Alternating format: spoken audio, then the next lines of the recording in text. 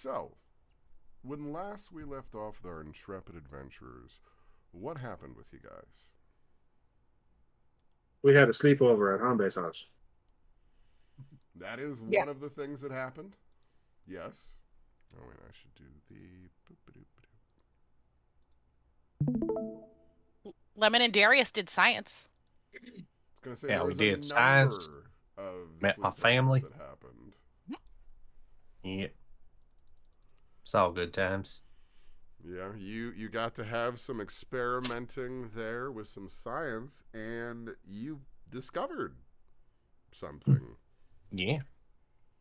I actually discovered a couple things, really. We found that little bit of mote of essence of chaotic energy.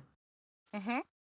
And we also figured out what that box of junk was and kind of got that stuff going. So we actually got some runes that we might be able to use at a later date or maybe even sooner.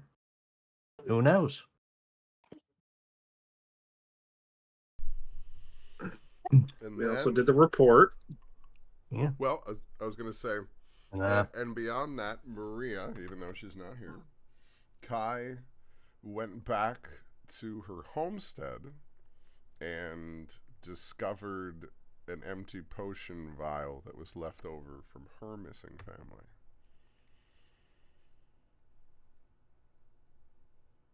Oh. So then, you all went to give your reports. And how did that go? Oh yeah. oh, the So good. stress. So good. I gotta find my notes. Darius was the hype man, and then Hanbe was the hype man. We told them about shit going on. They were like, "Hey, y'all should probably get to the Capitol." I told them there was a bomb in the Capitol. They didn't really like that. Then Darius actually clarified what I was talking about. And then we informed them that, like, health potion distribution is kind of like a real problem. We didn't really push what's his dick, the guy that Nope. You the did fucking not dragon guy. Yeah, question. You didn't push yeah, Dowd that was being very quiet through everything. yeah. You did not uh, really name drop people at all. Yeah, Interesting. we didn't really do much there. I guess Well, we were no, I playing it like mean, a little close to chest. I don't know.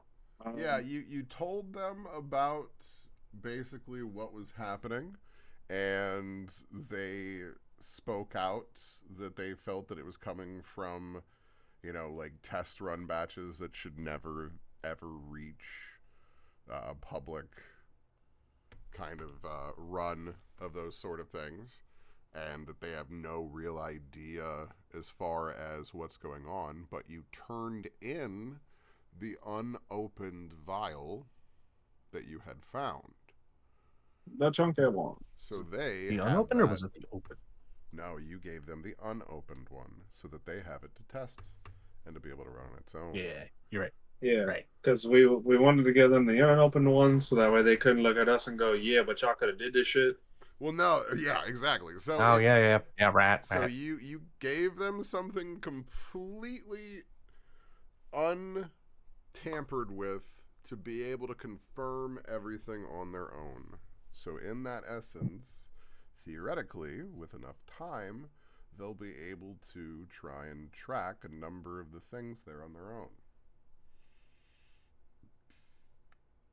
But in the end of that, you've been told that you were to prepare because in the morning you would be leaving with Tenny's caravan, traveling with a number of people as part of the ambassador team from the city.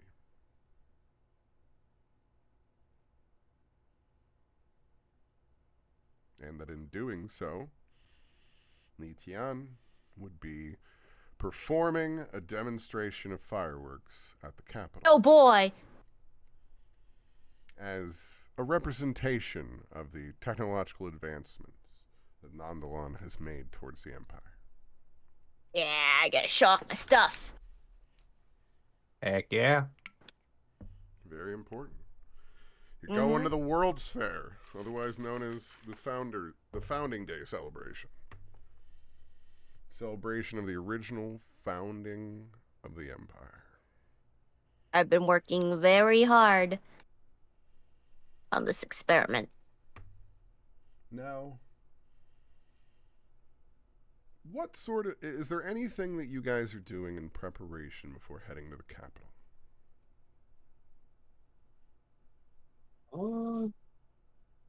I'm just gonna clean his house up more. Okay. So we're getting out the big box and clearing out all the bottles and takeout containers and whatnot. Yeah. And probably gonna go looking for maybe a little bit of just some extra bowls and plates and things, Realizing that now that others are possibly showing up, maybe you should have more than one set. Maybe. That is Just a bit. fairly easy to do. And have your choice between run-of-the-mill store or Empire family-run location. Here at Empire, I'm gonna go family run. Shop smart, shop Empire Mart. Yeah. We're gonna go family run. I'm gonna hope mom and pop shops, they got the deals, the hookups. We're going local run. Yeah. Small time. Yup. Okay. That's So the we're way gonna to go. overpay a little. We're gonna say those sorts of things aren't that expensive, so we'll say, a silver for essentially the set of each of what you're trying to do. Cool. I'll give him 2 gold.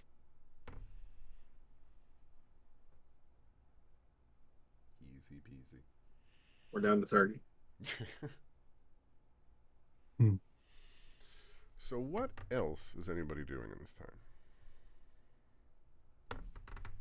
I think Lemon is gonna go shopping with Hanbei, but Lemon's gonna go clothes shopping. Ooh. Oh, that Lemon's work? gonna get clothes? Yes, How Lemon does- wears clothes. Is it just like bed sheets? Not just Pooh Bear in it the whole time. Not just Pooh Bear. Oh my gosh. Lemon is gonna go and try to find some nice-ish robes. Not super fancy, but better than what they're wearing.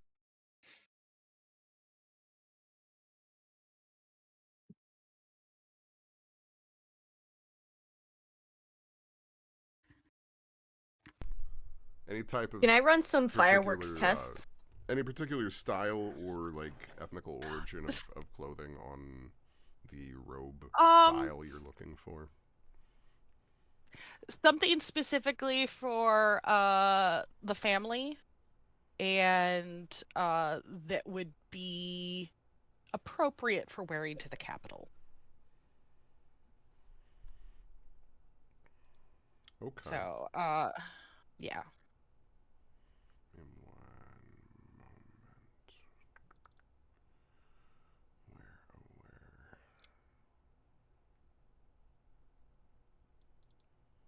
Maybe something like a deep red to contrast the green. So the Zastre are easy enough.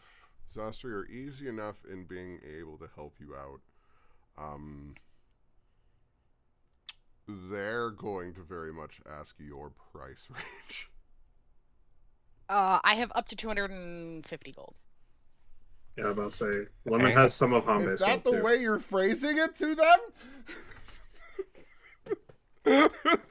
Hold on. Because, yo, these are still people making their living in capitalist empire society. If you walk in and Lemon's say, gonna be like, my I don't know, I budget's got up to 100 this gold. much, they're going to be like, so we're spending that much, huh? Hey, Lemon just got a 5 on their intelligence check, so they're gonna be like, yeah, I got 100 gold. Okay, okay, that is okay.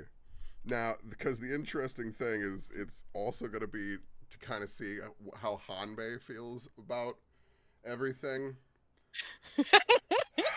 Hanbei So- spends like a few silver, a couple of golden.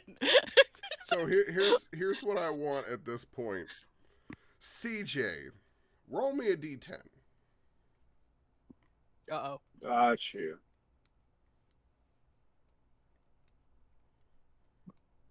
Okay. 6. Let me pull up my map here.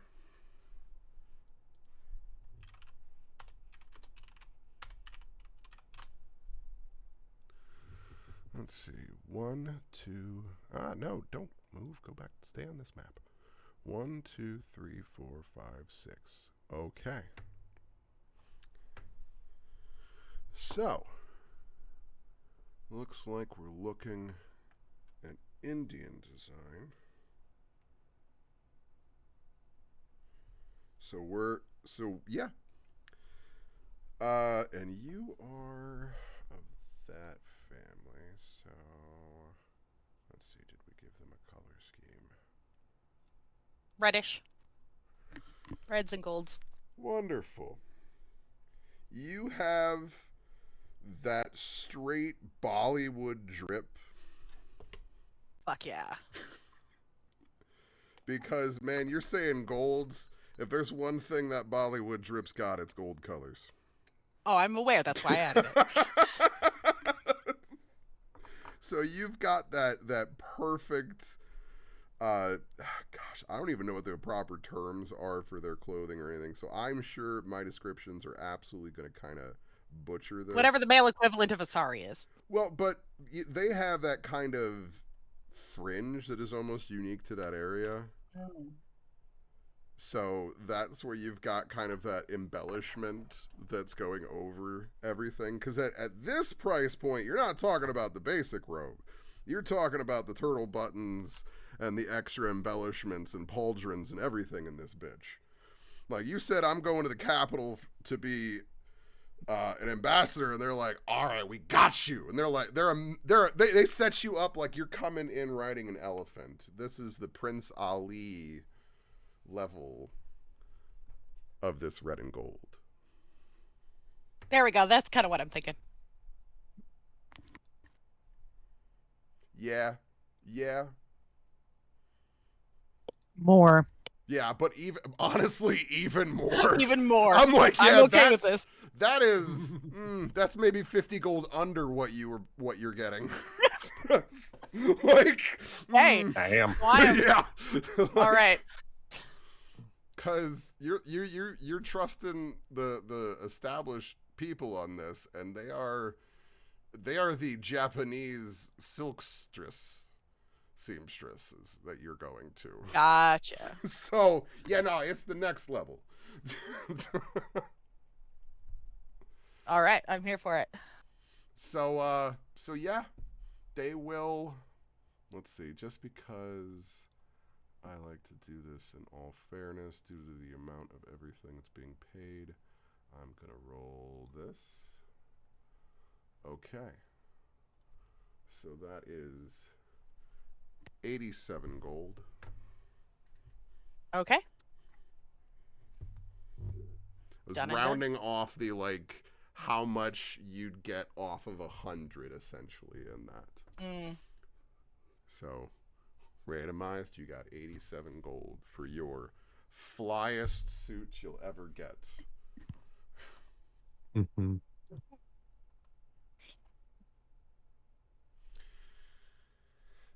In that time, I imagine that Lemon would end up stopping kind of back at their own home. I didn't think about the fact that I had one. Yes, I do. I would. Lemon has their own lab in town. Oh. Oh, okay. Yeah, you're the one that dictated that to me. I just remember. I don't remember. Oh yeah. With I believe you. with I'm not changing anything. I'm just. Samira. Oh, okay. I thought of that as Samira's lab, not my lab. Yes. It is in Samira's lab. Oh, I have my own lab within the lab. Oh. Yes, that was the detail that we gave here, was that Okay. because you were such a good test Lab rat. subject, I was going with the politically correct term. You were given your own kind of area there, and your ability to operate and do your own tests and experiments. You were so good that you were given extra things, and that's where you had gotten closer to Samira and all of that. Gotcha.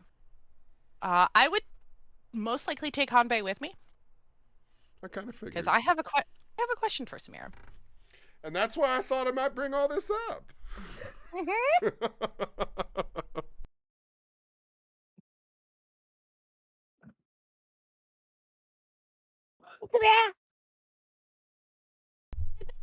So when you come in, the entire place seems almost more unkempt than you're used to. Because when you are normally used to have been being here with her, there's almost a standard procedure that goes into everything. And with that, it almost always has an element of tidiness in it. So each experiment doesn't end until the cleaning up of the previous one is started. Instant panic.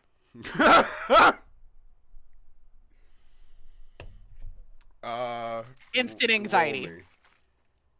Roll me a d20.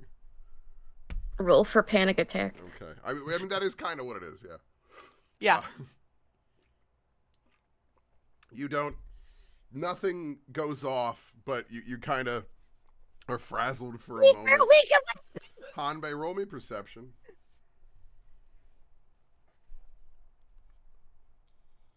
Cool, we good. Nice. I'm just gonna stare at the clothes and be like, snazzy. So as this happens, you kind of see where this kind of throw of papers happens from off in the corner, and you see as Samira kind of sits up from her desk, where she seems to have kind of fallen asleep under her jacket, and she stands up and kind of looks, and she rubs it from her eyes and looks at you. Oh, wonderful, Lemon, I'm very happy you've returned. You're well? Honey, we're home.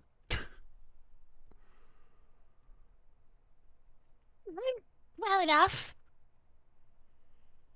I mean, nothing. I didn't explode or anything. That is a wonderful gift. I'm very happy that you have not exploded anymore. I've been worried about you. That.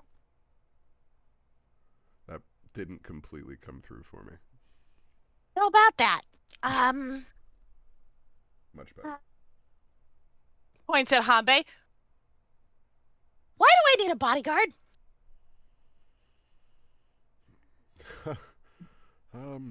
That's a good question, actually. Why does Lemon get a bodyguard and I don't? And she just kind of turns, a bodyguard. Yes. And you see as she turns and starts to begin making tea, and you can see as her hands almost seem a little shaken as she's kind of searching for words and trying to figure out kind of what to say. Well, you understand that I, as a decently high member of this family, have been afforded certain privileges in what I do here, and I've been able to get us certain liberties here as well because of this. And But I'm just me. Why do I need a bodyguard? Because you are the reason some of that has been possible.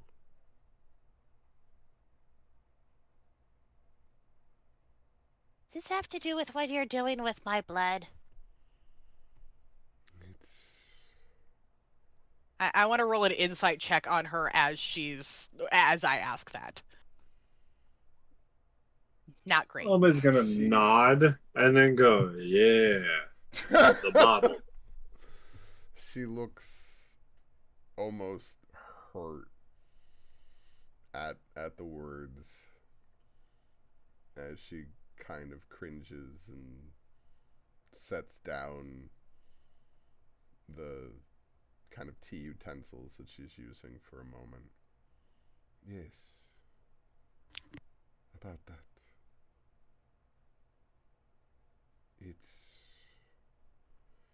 It is not what I have done with your blood.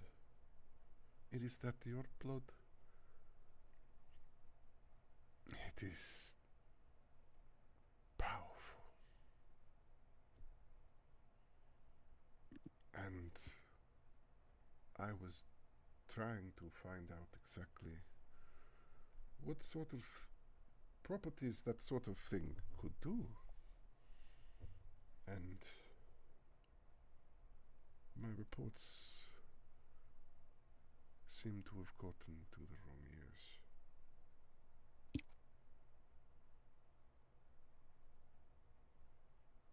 So others came here wanting some of that resource too. And not all of them I can say no to.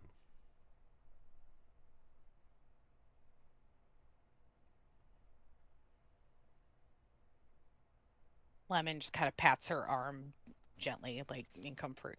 It's okay. I understand how that goes. What if they were doing something bad with it? What do you mean bad? What could they possibly do with such wonderful possibilities?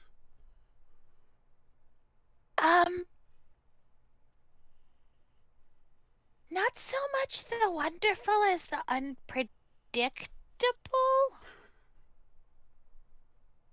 Alma's gonna start acting like a zombie. She looks very confused. Really, really confused. And then he's gonna take his Odachi and kind of like run along his neck and then, and then like get back up and And I will just like fake stab him with a pencil. and then I'll fall down and then I'll get back up and go, This is a moment Hold on. where they are the only human in the Muppets retelling of a situation. Beautiful. It's like they are the only human, and they're just like,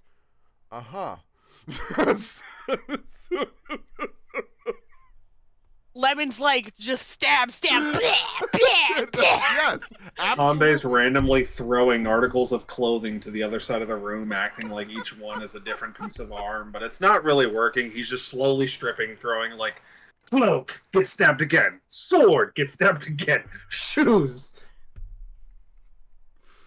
And Lemon like tries to act like Darius. He's like, well, I don't think we should be doing this. I don't want to kill people. I'm able to shake Lemon and go like, but you need to. It is the most dramatic. Wait, what is the name of? What is it? Reproduction? No, what is it in Avatar? The what play actors guild? Oh, the like. Oh, fuck. Oh, I don't know. But you know what Isn't I'm. it something like the Ember Island Players Yes. or something? Yes. The Ember Island Players, yeah. Society. Yes. It's like that, where it's like every detail's correct, but it's just so overly acted in every moment. And you're just like, well, the details were there. Yes.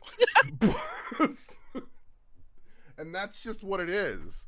But, you know, the place of the zombie is being played by John Cena.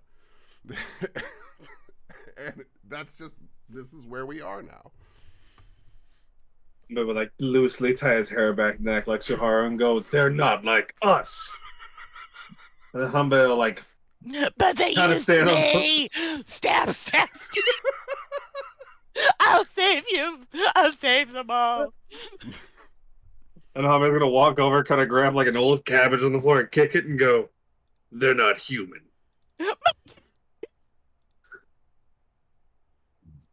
Ta-da! We recreated it perfectly. So you're telling me that there are potions that have been tampered with that are somehow infecting these people? And they are Mm-hmm. being infested I with some think sort I of think they're using my blood in it. some sort of plague that is bringing them Mhm. back to life in some way. Mm-hmm. What? No. Did you find any of these samples to test what they are doing to the bodies? Mm-hmm. Yeah, I did a test on some. I Yep. had help. Mm-hmm. So, if this is changing them on a molecular level, something magical is eating away at them. Mm-hmm. Well, we also sell some animals that kind of look like they'd been infected too, so I don't think it's just people. Mm-hmm. Different methods, different transactions. Interesting. So depending on the method of transmission, depends on how it affects their creature. I'm not sure what type of magic would do this, though. Lemon is Blood just magic. smiling and nodding. Magic with blood in it. Well, yes, but if Well, we know how they're transporting them, at least. Well, sort of. Do you know what a rocket is? a rocket, Lemon just starts looking around for Letian, even though they're not there. It Like, just I'm burst through gonna- the door like the Kool-Aid man. Did someone Oh, say yeah. rockets? just Letian adding burst through the to door. Letian being Washu, and somehow It's like just coming out I'm of just the imagining floor. it's the scene from SpongeBob where it's like the 3D where he's like coming through that metal door. Okay. Absolutely. But in Love it. this moment, since you're unfortunately away locked in their labs, you'll be forced to Mhm. try and describe to them exactly what that is.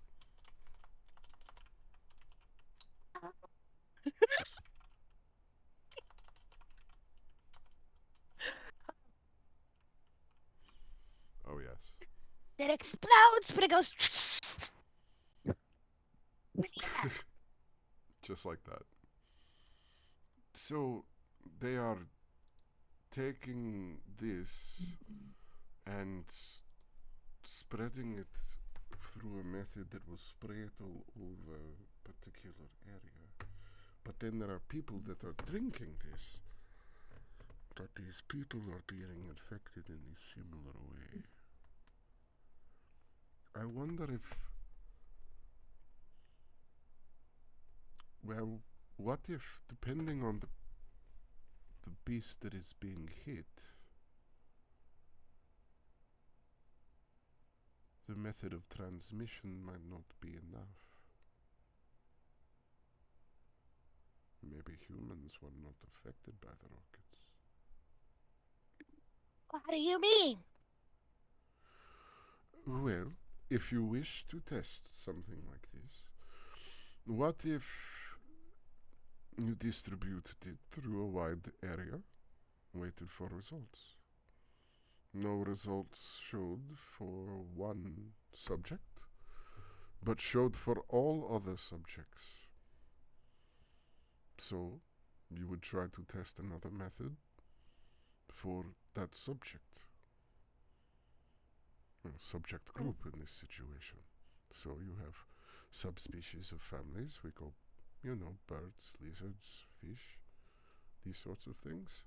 And then you would have your sorts of larger mammalia. So bears, wolves. Bats, wolves. Yeah, we saw some of those.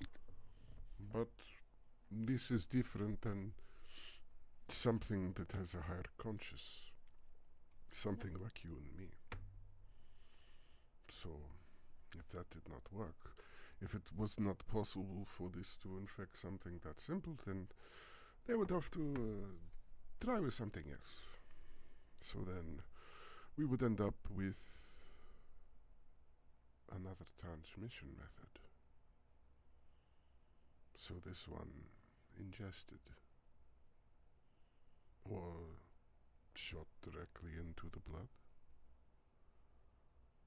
Well, if you need, I can introduce you to Darius. He helped me with the experiments that we tested. If- We found He's pretty chaos. smart. We found chaos. Chaos.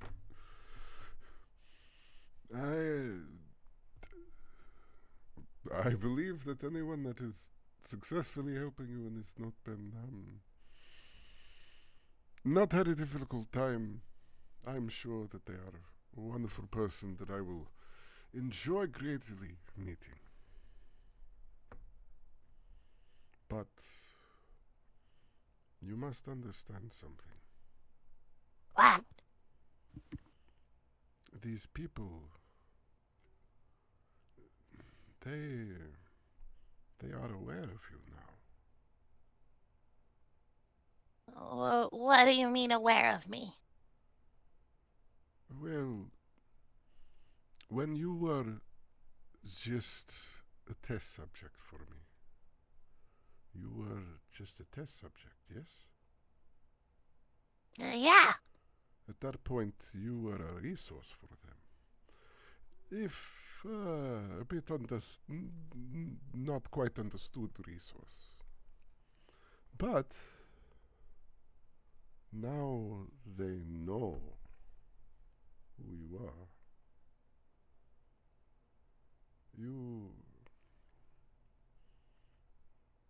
They came here, they look for you, but everything you do now, they will be looking for you. Looks up at Hanbei. That's why I have him. That is correct. Question. So why? Yeah, I don't really ask these types of things, but I'm just going to put the paper of them declining him to the police force, or the task force, technically. So why did you hire me whenever this is a big, important job?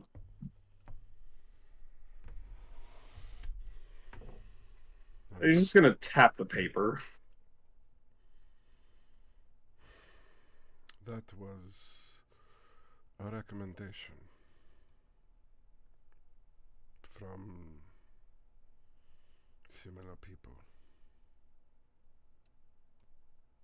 They want my blood too? No, not that I know of. Oh, thank God. I don't like needles. Pat him on the arm. All right. Are there any names that I should be wary of? I had never dealt with you before. But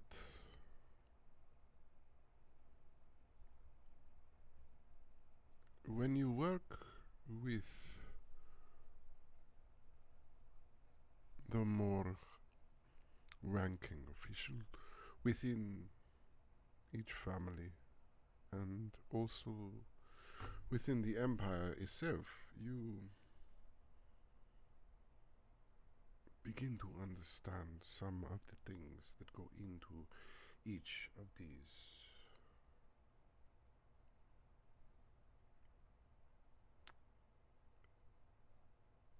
unquestionable things. Those that outrank you and those who do not. The unspeakable acts of social faux pas, if you will. Okay. This person comes from the capital. They come from the government. And they are a rank that is not to be questioned.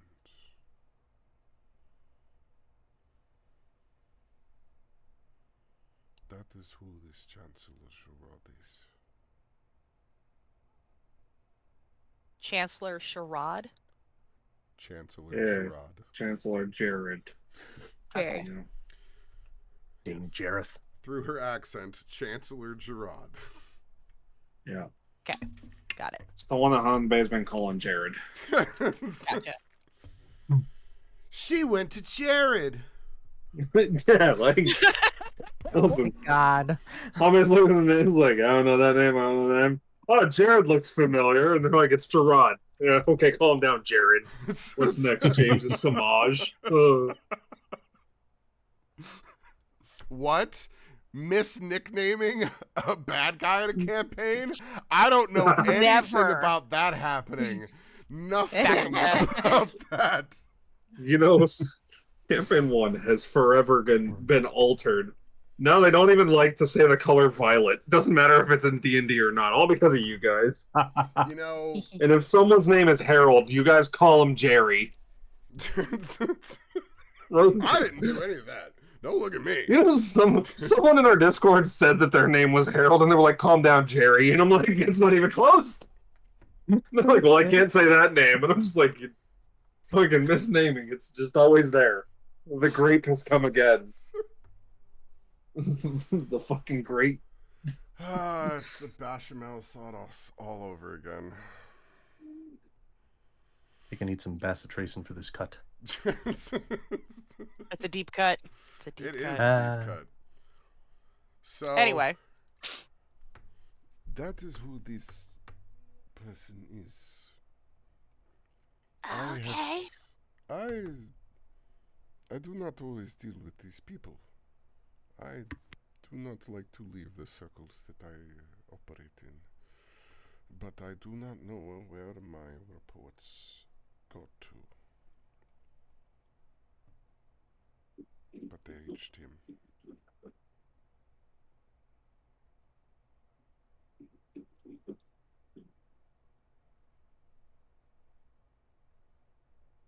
Be very, very careful of this man. I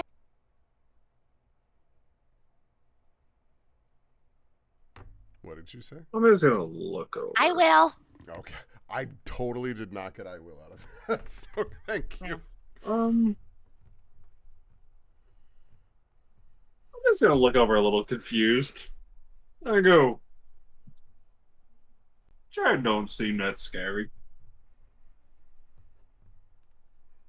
I do not know if he's scary himself, but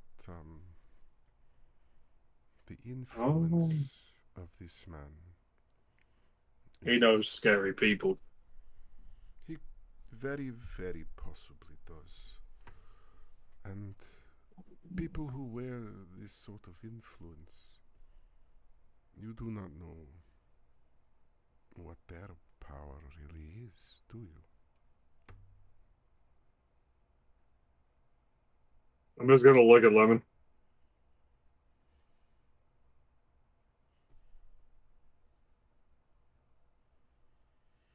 Lemon shrugs.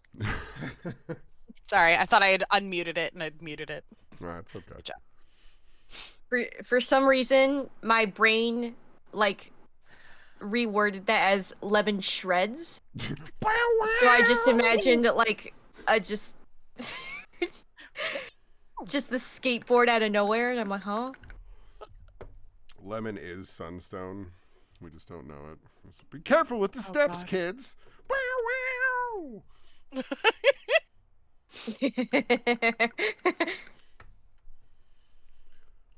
Well, good. As long as you understand what it is that you should try to be careful of, and you understand why you are together now. I'm just gonna look over, still confused. Nope. Bit confused on that still. Team Monday, let's go! Go the shrug. Yeah. I think Lemon so. attempts to jump and give you a high five, but has no ups. It is like a low 5. Well, Kind of hits your elbow. I will tell you what then. Since I am so worried, I will give you something for this trip. Goes. And she stops for a moment, and you see her grab her own cloak off of the rack that's kind of been hanging up.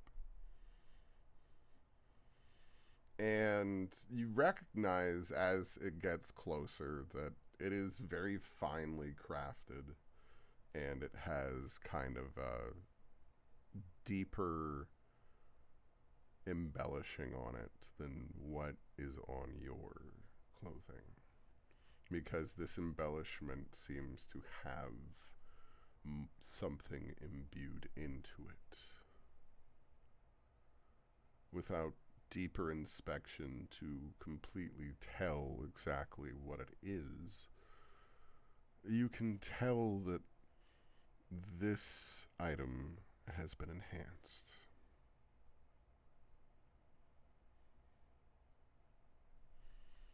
This Are you offers sure? some protection, and it works easily enough with everything. So someone unexpected as yourself should find some use of it.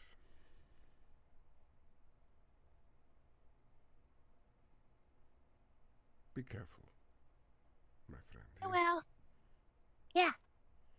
Good. Yeah. Then I will I'll see take you good care of it. when you get back from this. And Okay. we'll see what you found out.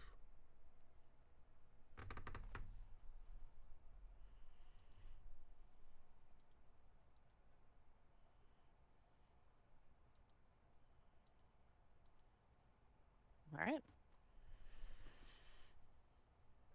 Anybody else doing things in town? Was I supposed to meet with anyone? You're meeting the next day. In the Oh. morning. With Tenny! Oh, then I'm gonna get some really good food from somewhere. Is there Well, any food that would be like what I like eat at home? You're like, what do I eat at home?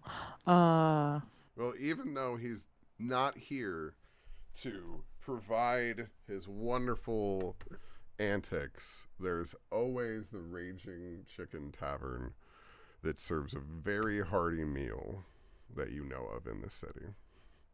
Oh, I'm certainly going there then. Because you definitely saw that even though he was willing to eat things that you were not willing to, he still served damn good food.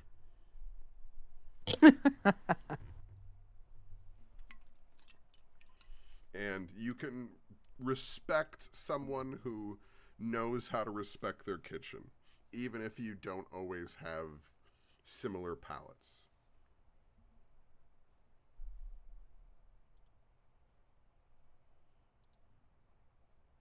Oh, jeez.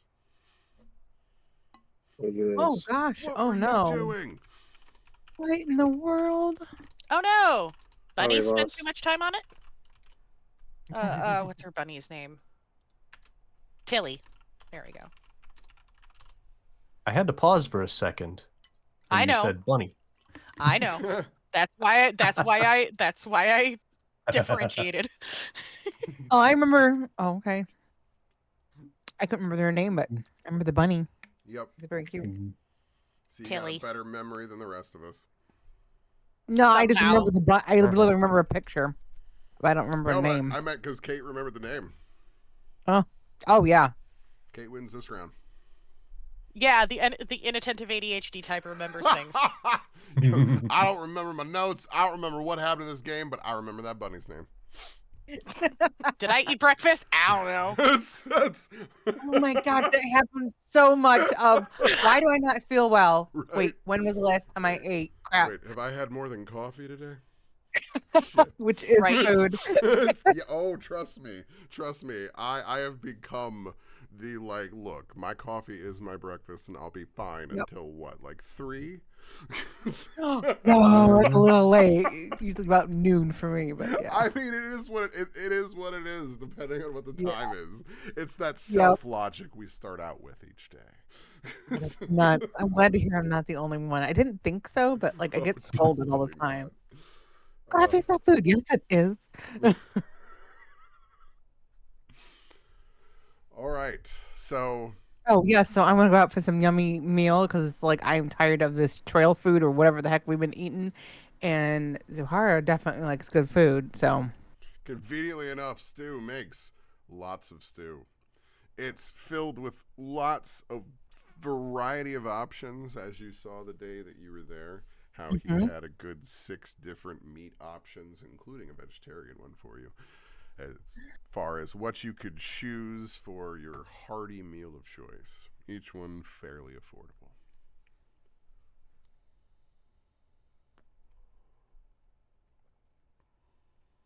So easily enough, everything will be able to be taken care of for you to enjoy a peaceful meal, and they will offer to kind of set you up for the night, since they have a spare bedroom right now, making room for the little one. They will offer to kind of put you up for the night in that soon-to-be nursery that they have being built there for their little one. oh yeah, the egg. I remember. Yep. Yep. That's It's so right. exciting. Chocolate stew? Yep. that the Chocolate name that we have? stew. Yeah. Chocolate rain.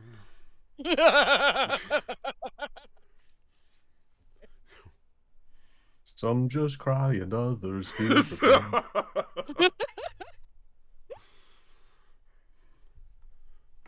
Yeah, that is definitely something that's sticking, because that was one of the things that was set was for you guys to help pick the name of his child. We just I remember that. I Yeah. just didn't remember the name. yeah. I knew it was chocolate. Mm-hmm. And Stu is the family name for them, so yup. So they will put you up and also feed you wonderfully in the morning before you start out, as Stu is a very active person and seems to just be constantly acting around the house and kind of checking on you and checking on things as he's going through things. He's just super attentive.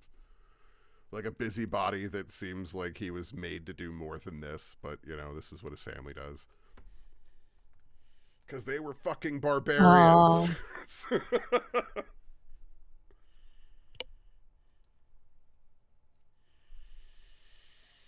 So, everybody then gathers in the morning.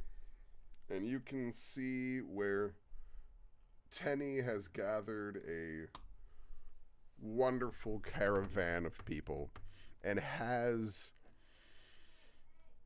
almost the widest wagon that you've ever really seen, ready, with himself already stepping out of it. You can see this carriage as he opens it up. You realize is being drawn almost double and a half wider than a normal carriage. And as the door opens, you see where there's almost a step up into this, almost a small flight of stairs, before it lays out into almost a pillow chamber rather than your normal stagecoach seating. And you can see where it's filled with beanbag chairs, Zafu's futons, and various comfortable seating arrangements for just lounging throughout this entire time.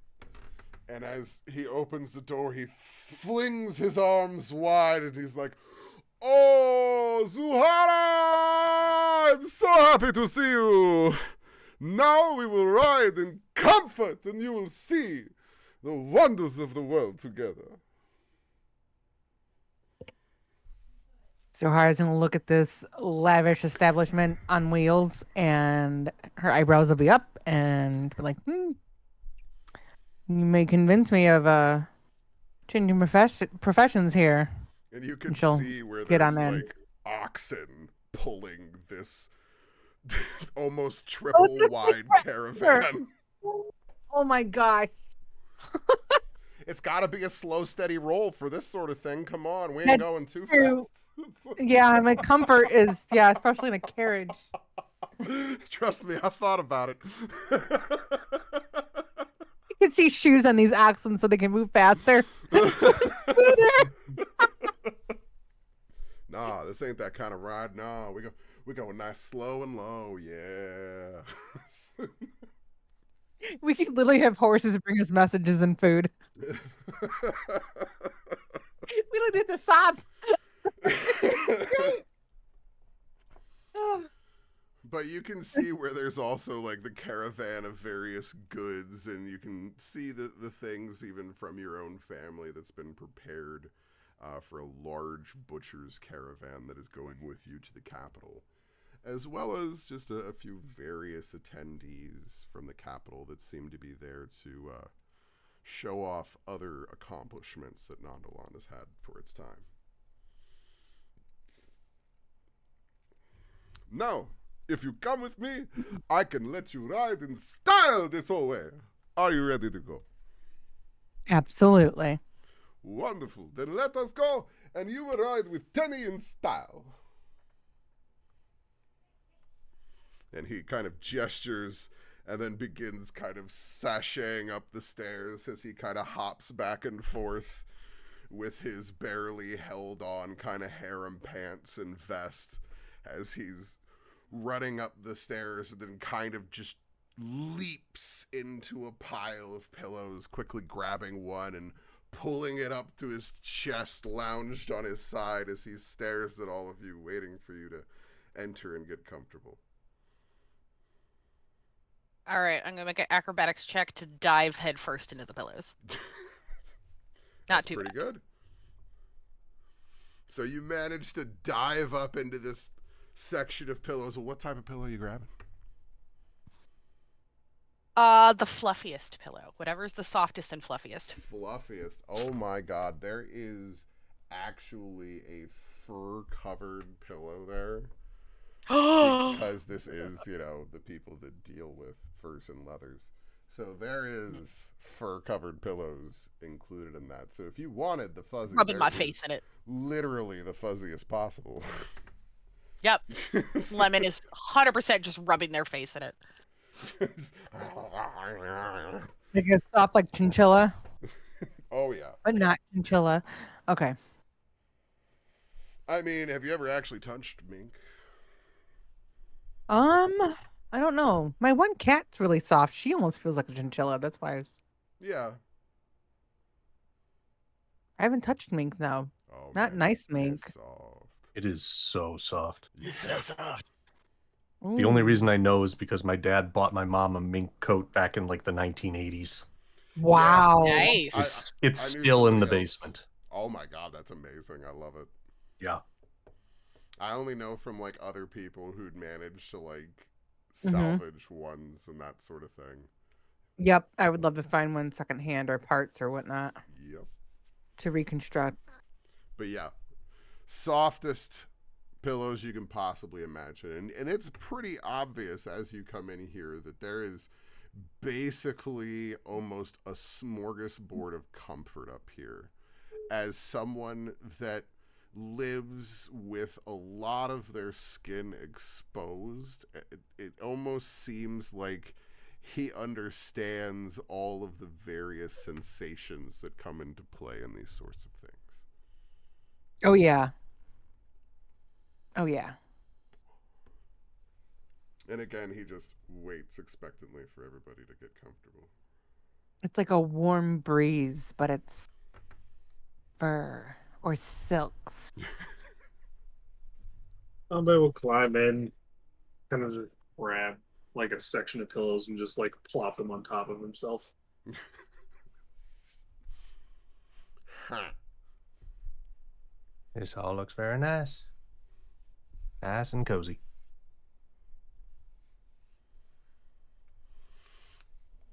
Not a moment after you finish loading in and the door shuts, do you feel the jostle of the caravan begin to slowly rumble forward. As time passes and the hours seem to drift away, you find yourselves getting further and further away from your home city.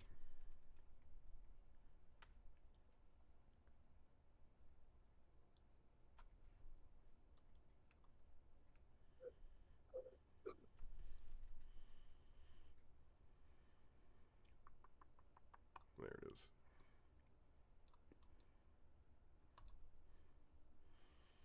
It is about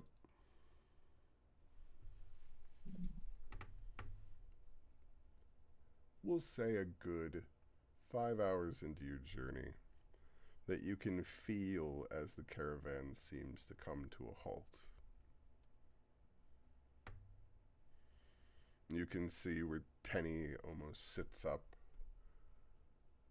attentively for a moment as he begins to look out, or that he just stands up and smiles at you all and bows and kind of runs out the side of it.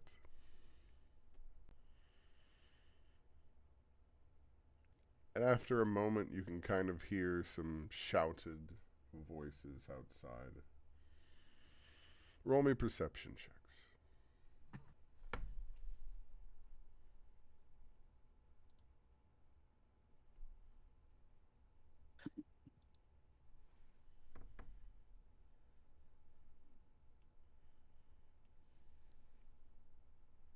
There we go. I got a good roll.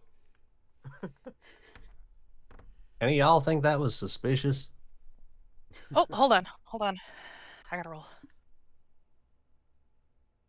Perception. Not good. Distracted by Lemon. pillow. Oh, 100%. What I should roll for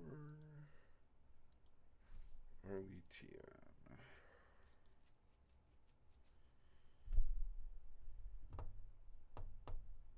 Since Lydia needs to blow dust out of their computer.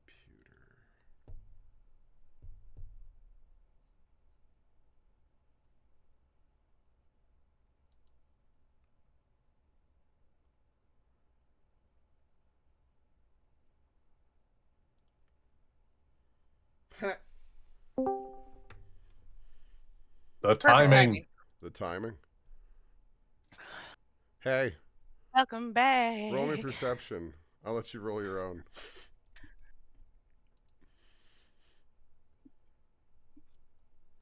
Shh. Oh, it saved my tabs? Fantastic. Technology.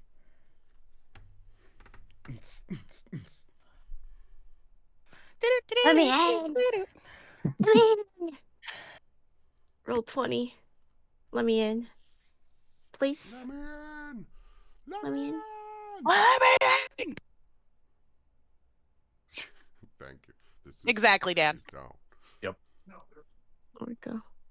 The system comes down. Brumpum, brumpum, brumpum. Tudu-doo, tudu-doo-doo, tudu-doo.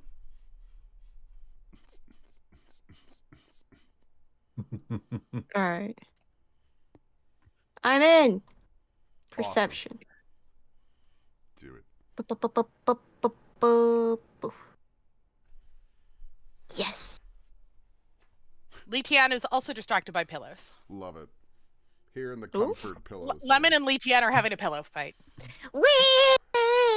Meanwhile, Darius can't help but kind of hear as these voices seem muffled but annoyed.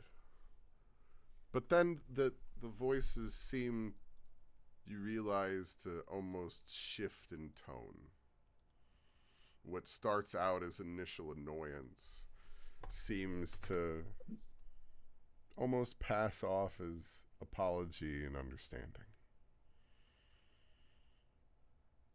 You can hear them talking about the issues of the road and dealing with trying to get everybody past in an appropriate period of time.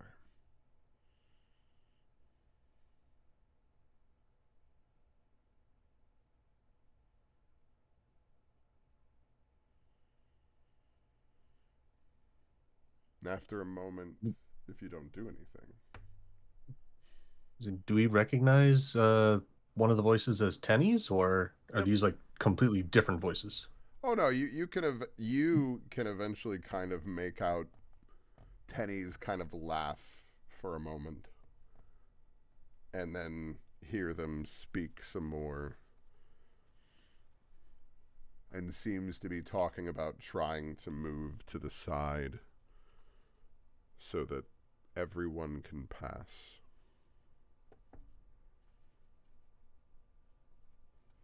Does that sound suspicious? I mean, it doesn't sound normal. Can I roll insight to see if there's any potential for ill intent hidden in their words? Sure.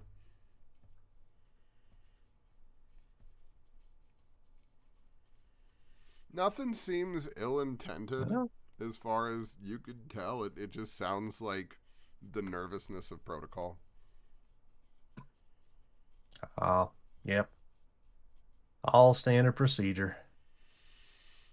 And then Definitely gonna keep listening. you kind of hear where there's all of a sudden the sound of a clap, and it seems as though the situation is settled. And after a moment, the caravan door opens again, and Tenny walks back in. He's like, "Thank you, friends. I am happy you have waited for me. Tenny is taking care of everything. They simply need to pass, and there's a lot of them. So we will go to pull slightly off the side on this small road here. Hopefully, once they all pass, then we will be able to continue down our road, and we will have a wonderful time again." That sounds all normal to me. Yes, it seems as though when all of you make such wonderful reports to the Empire here, they have begun moving more troops through the area.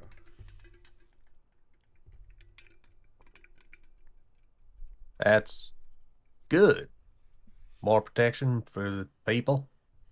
Yes, apparently, Li Wenyan is very concerned about the safety of our people here in Nandoland. So they have sent what you might call the National Guard to come to us here. Tenny, very secure on our streets like this. That's good. Roll me inside. Everyone? Sure. Okay. Because, yeah, I have some questions. Sus. And then there's Lemon. Dad gone.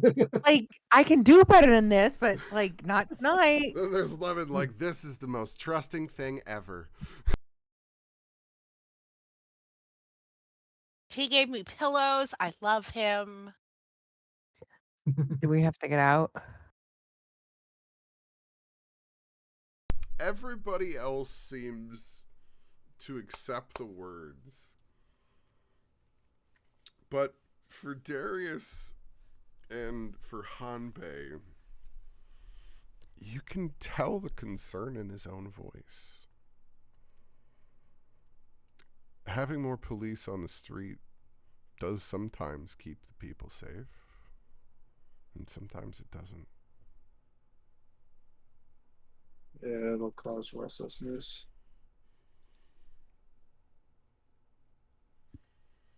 I mean, what's wrong? It's their Sometimes job to police serve and protect, right? brutalities. Oh, Yeah. yes. We have the best soldiers here. The empires know nothing but peace in all of its time. There is nothing that we have not withstood. But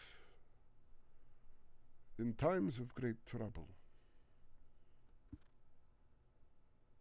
people begin to look for others. They look for those that are not like themselves. They do not look in, they look out. They are ruled by fear.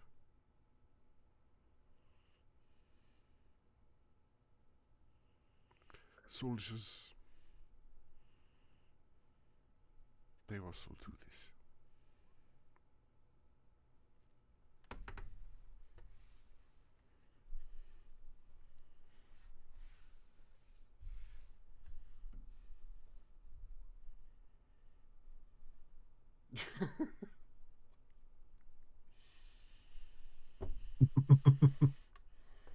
Mm-hmm. But for now, we will move over to the side here, and hopefully Yeah. everything will continue. At the very least, they tell me that some of them are going to continue down to the wall. So, maybe we will not have so much to worry about. Hanbei, roll me At the history. mention of the, as we say, at the mention of the wall, Darius just kind of glances over at Hanbei. Oh no. Jesus Christ. You know that time? Now you know how I feel in Yes, my game. that's exactly what I was going to say, Kate. That's exactly what I was going to say. That moment where you're like, I want to tell you something. But I can't. Because the dice dictate But with otherwise. that kind of roll. Selective Yeah. amnesia. Hanbei is still going to slowly get out of the cart and kind of stand on the outside and watch everyone pass by. Okay. He doesn't say anything. He just slowly moves to the back and then gets out of the cart and just kind of sets the Odachi up against the cart and just watches each cart go by. Well, what actually I was going to say what'll happen at first is essentially as you crawl out, the caravan will move itself to here. Okay. So essentially you can set yourself up here. Because homeboys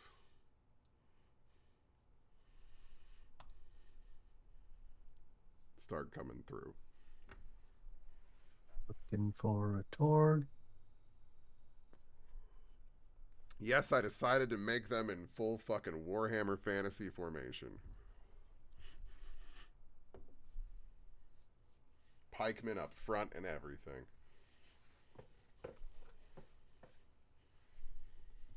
So you watch as a Retun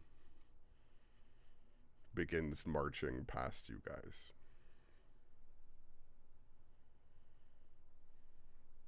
And as they kind of see you guys, you can see as some of the soldiers kind of nod There's as a lot they're of them. walking past.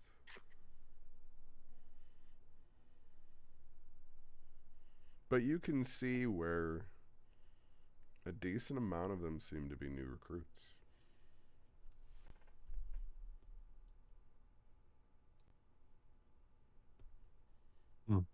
What happened to the old guys?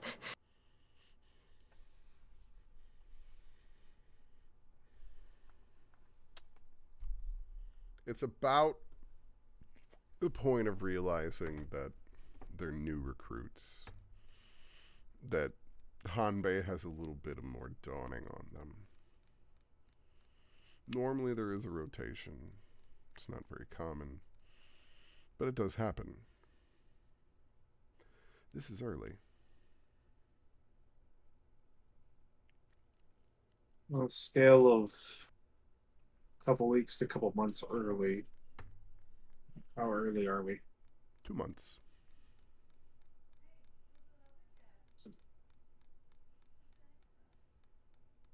So when they go up, normally I'm just going to move forward a little bit just to kind of count the rows and how many are going.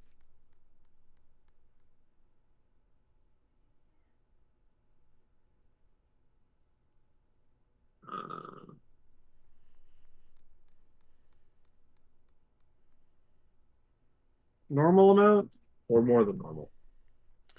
Well, they've told you some of them are staying in Nondoland, and some are continuing on. It's above the Yeah, normal but you could amount. assume like, yeah, I was about to say, but like you could assume, you know, if we say that some are dropping off in non-alarm, we could probably say, you know, even if we go 50-50. Let's say, I was going to say essentially that when you first start counting and you're thinking about where the normal red tune level is, you think at first in your calculations that it wouldn't be 50-50.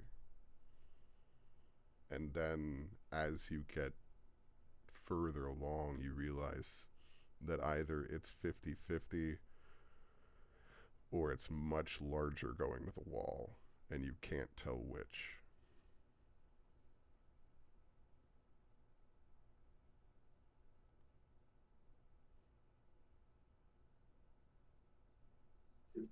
Okay, so somebody's just gonna look. Nobody's coming from the wall. It's just everyone going to it. Mm-hmm. On the way out, did we see anybody coming from the wall or from the direction at all? Nope. But I'll just they kind of wouldn't head out. nod and They wouldn't head out until they were replaced. yeah. But that means that more is going up. They'll just kind of nod and what's his name? Tenny is in the cart. Yep.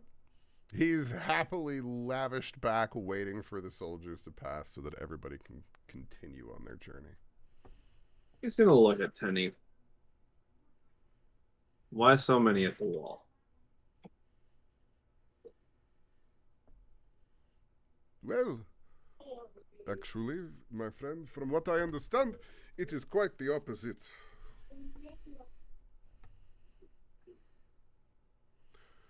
The wall has been quiet. The wall's not quiet. It's never quiet. That is what they say. But That this is time, what they say. they have been so quiet, they are being relieved early.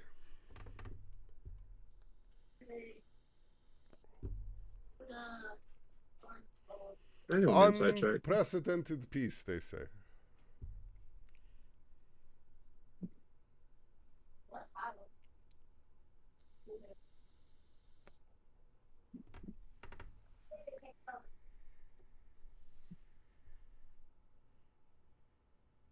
I'm just gonna stare at Tenny.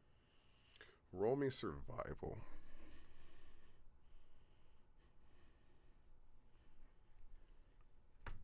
I'm about as middle of the road as it gets right now. Fuck. We average this out. I'm at like 8. I mean, 14 ain't terrible. A thought occurs to you. You might have been thinking about this wrong.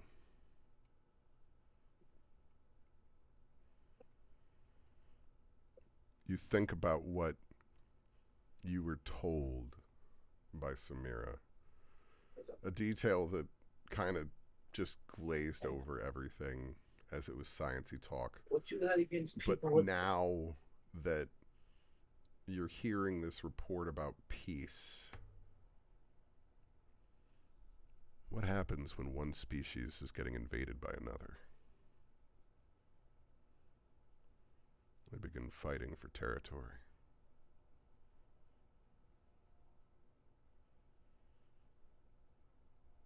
Maybe you're just the bulkhead.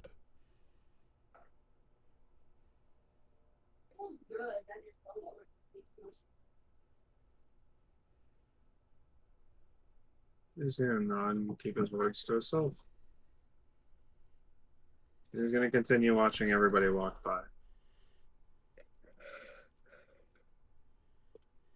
If any of them make eye contact, he's gonna kind of take that face and put it into memory and just think about them a little bit down the road. Okay.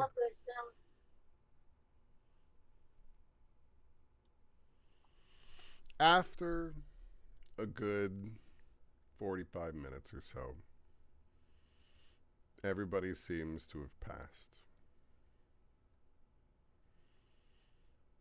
And just as quickly as the moment came, it seems to have passed, and Tenny looks at you expectantly, waiting to set off again.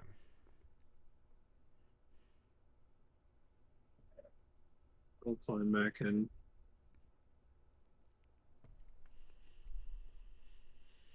As you climb in, no moment passes between the shutting of the door, then the jostle of the wagon begins to move forward again. As the slow-moving caravan begins its plot forward as you continue your progression towards the capital. The ratoon of soldiers slowly becoming but a memory.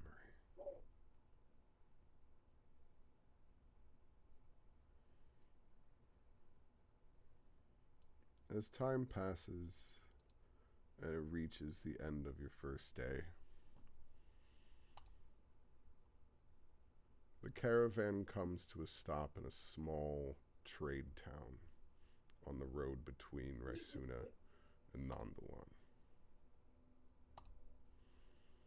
I apologize for the size of this map. I just really liked it.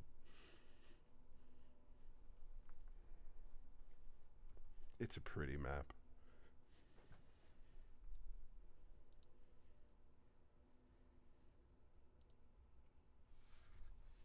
There's the map. It should load in a moment for you. Zoom out. And It then does we're in look the nice top and left. detailed. It's very dark. Yeah, if you zoom out and then go up to the top left, you'll. Here, I'll tell you. No, you should have. I need a torch again. Here, I'll give you this. There we go. Is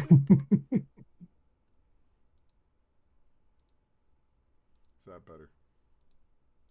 Darius can't fucking see, D. Oh no, I hit Can't the see. wrong one. That's There we go. Now I can see the map. I hit the wrong map. I apparently just set daylight mode on the wrong map. Oh. Let me fix that. I couldn't see the last map either. I was just like, my screen is black. Aw. Damn you people. You know, I need you to play characters with night vision in at least one campaign, Dan. Just once. Never. Of course, I stopped playing a Triton, and they give him dark vision. Right. Oh, there's That some looks better with people. less lines and stuff. Much better. There's different people. Did Ooh. Mary not have dark vision? No, Mary did. Okay. Yeah, but It was just very right bright now. in hell. Yeah. That's true. Right now, Dan's just playing nothing but characters with no dark vision, so we constantly get Yeah. him not able to see shit. Dustin has dark vision now. Now? Took us how many years? His 15. character arc was gaining dark vision. And finally attuning to the skull after, 4 levels of After, having it. and that's I why. mean, to be fair, I always was. And that's why Dustin didn't Just never get the used it. bag. It's just that simple. So, as you begin stopping at this small town, you can't help but notice that it looks a little different than your corner of the empire. Everything looks peaceful, as you're kind of accustomed to. But at the same point in time, people almost seem nervous.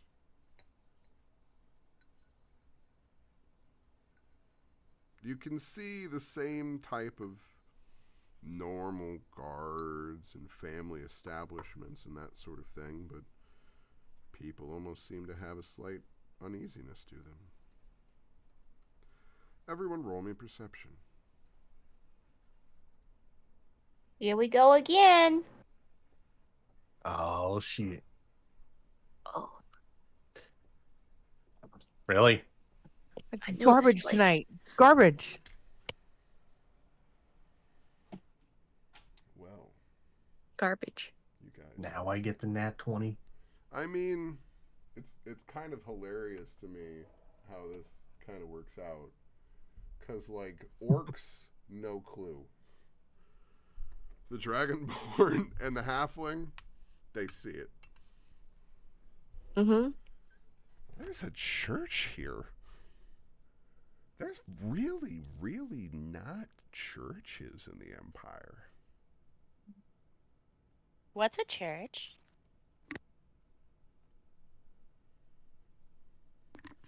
Lemon immediately points, goes, shiny! Pointing at the windows. And it is. You can already see from where you are, like, the stained glass windows etched into the sides of it. And kind of the vaulted cathedral entrance going into the main room. It's not a very big church, but, you know, even the smallest church does its best to vault towards the heavens.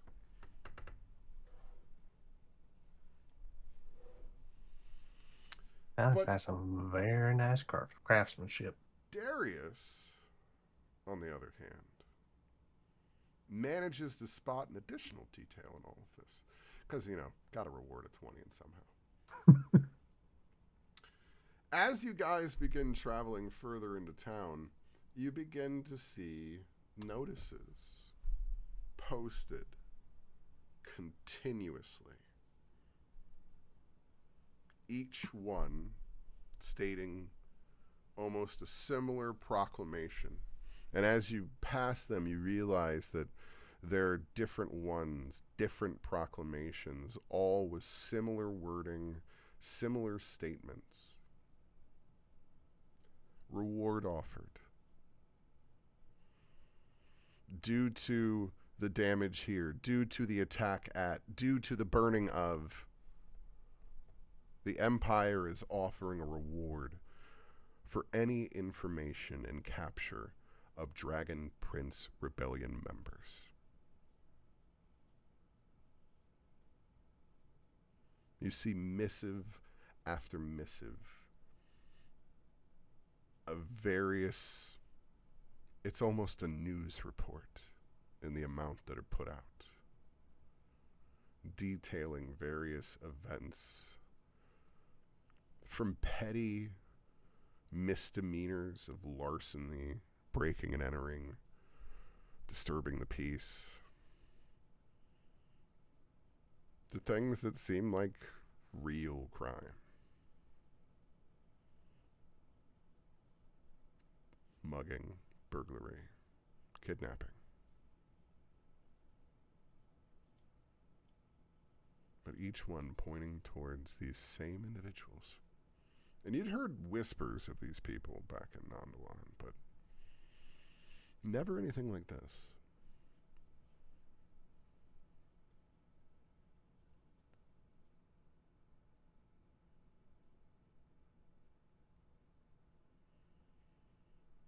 As it all comes to a stop, Tenny's like, we must refuel here just a little bit. So if you give me just a little bit of time, I will wander about and get all of our wonder of refreshments set up, and I will get you topped off and we can continue down our road. Does that sound good, my friends? I'll give a nod. Yeah. Yeah. Wonderful. You can travel around if you want. I understand this small neck of woods. It's a little weird. I don't always like to get out of the caravan either, but they are good people here. And I promise that you will find that they are wonderful people looking out for only their own well-being, just like the rest of us. So it's okay. You can be on the same foot.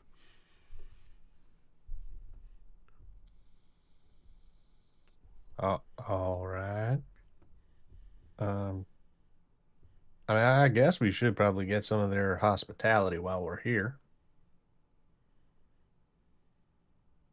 Just be careful with your coin. Don't go flashing your sack, so to speak.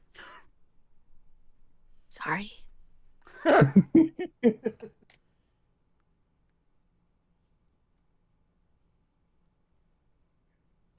You say sorry, but it's actually like a bag of explosives that you're putting behind you.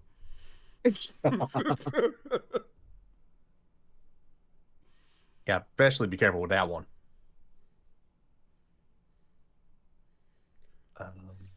So as you step out into the streets from the caravan, you can already tell, like I said, that people seem almost to look at you distrustfully.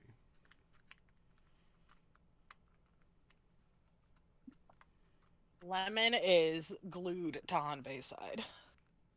They are not comfortable right now. Is there any signage for this building by Honda? That one? Yep. Is in here. Let me check my notes.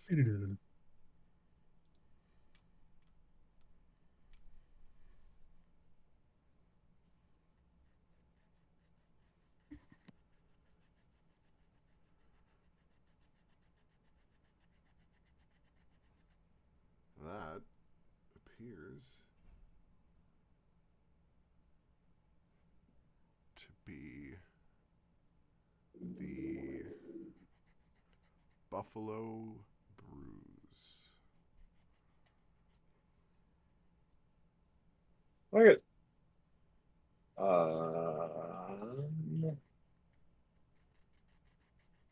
This looks like a front door. I didn't actually put walls or anything on any of these buildings, so I didn't want to make it overly complex. So it's fuck it. pretty easy. Oh wait, actually, they would kind of explain it if you know the path walked up to the door. That would make sense. What? Nah, it's just like an order window. You're like, bing, bing. Yeah, I see them in the back, and I'm like, "Hello, I want food." So as you kind of walk up, you can see where this almost frazzled looking human kind of steps up. Ah, wonderful. Oh, adventurers. Good to see you a lot out this far. How are you doing? Lemon just We're peeks okay. up behind Hanbei and gives a little wave. Oh, Looked like you served food. more of you. A little bit of food. Food sounds good. Not a bit of drink. It's kind of what you're looking for. Yeah, we'll take a little. Okay. What type serves what ails you? You're looking Maybe for... good roast. Oh, yes, food. Well, we've got sausage medallions.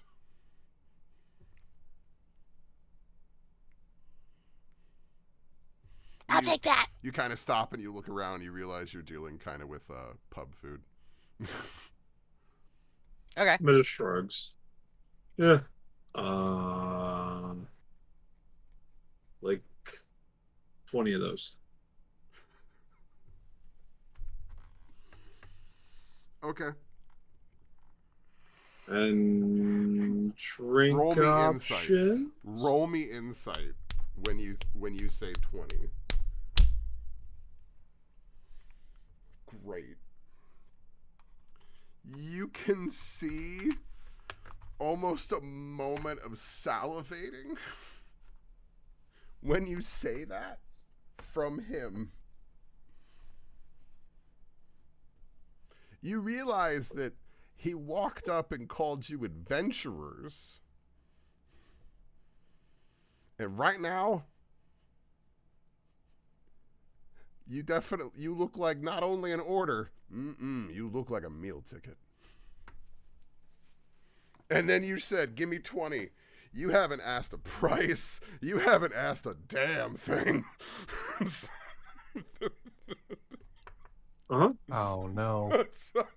so that's why I wanted the insight on when you said 20 on that. There might have already had some things with this city written in. So, well, yes, the drink, that's what I was saying. Do you want more of the tall, fizzy type or the small and strong type?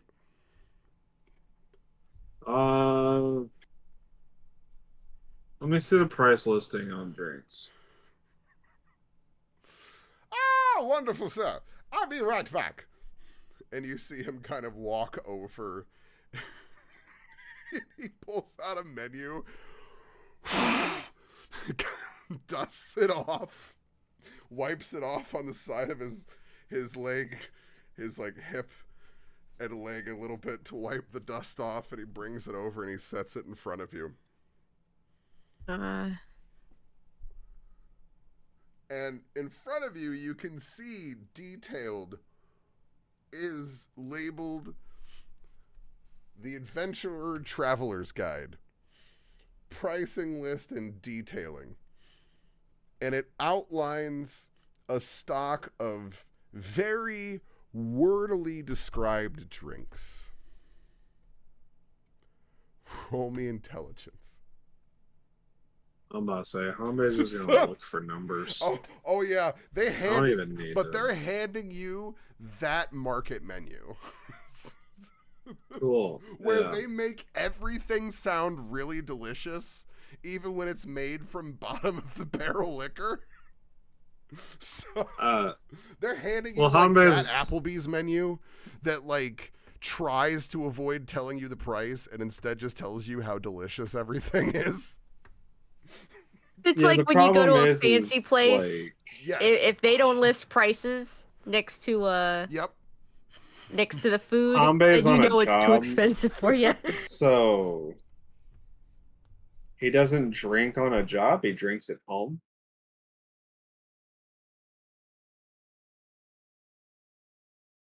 So he's just gonna kind of scan the menu for something non-alcoholic.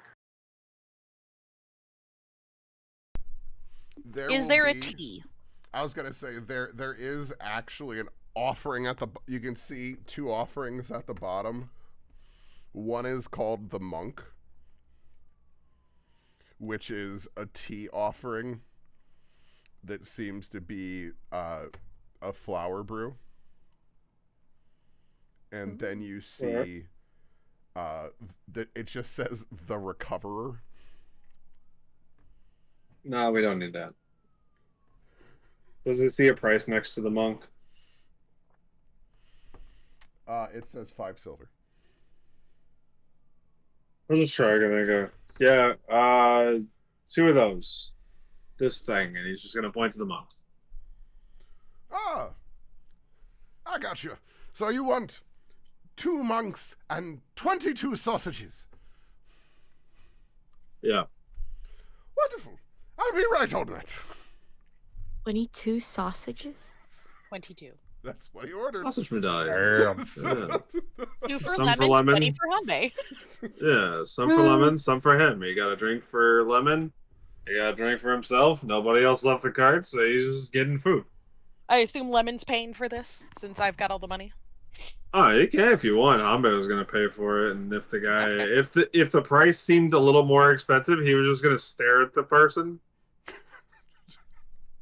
and just hand them the same amount of money. I have a number in mind that this is gonna cost, so it should still be good. So after a while, you can begin smelling what seems to be a decent smelling sausage cook that is kind of coming through everything as the guy moves around in the kind of short order cook that's in the back as he seems to be preparing everything for you guys. And then after a while, he comes out with a plate for Lemon and then like a pot for Hanbei. And on the plate, you can see is a nice, just little assortment of cabbage and sausages. The sausage has a slight reddish coloring through it, but seems to be fairly well made locally here and cooked fairly decently. It has a good aroma. This one doesn't seem to be a fennel mix. But for Hanbei, it's a pot filled with 20 sausages and some cabbage in there. He's gonna look down and go, "How much do we owe you?" Right. That'd be 24 gold. Ambe just looks down and then goes, "That's about what I expected." He just smiles. Wonderful. God, we can be of service. I assure you, those are the best sausages you will find this side of Duskendale. Don't trust Insight. anything people say. Sure, go ahead. Ambe did, yeah. Nah, Yeah. we're both just happy for food, I guess. Because he's 100% sure of himself. Doesn't mean it's necessarily true. Ambe just shrugs and then goes, and then sets one more goal on the table and then goes, "Probably gonna also need another drink or two, so just bring out 2 more mugs." Okay, I marked it off. He looks at it, smiles, and goes in the back. And then he stops for a second, and he looks at you. So, you taking that to go? He starts eating it. He's like, I'm gonna need my pot back if you're leaving. He just stares at the guy and starts shoveling sausages into his mouth like it's kind of like petri dishes.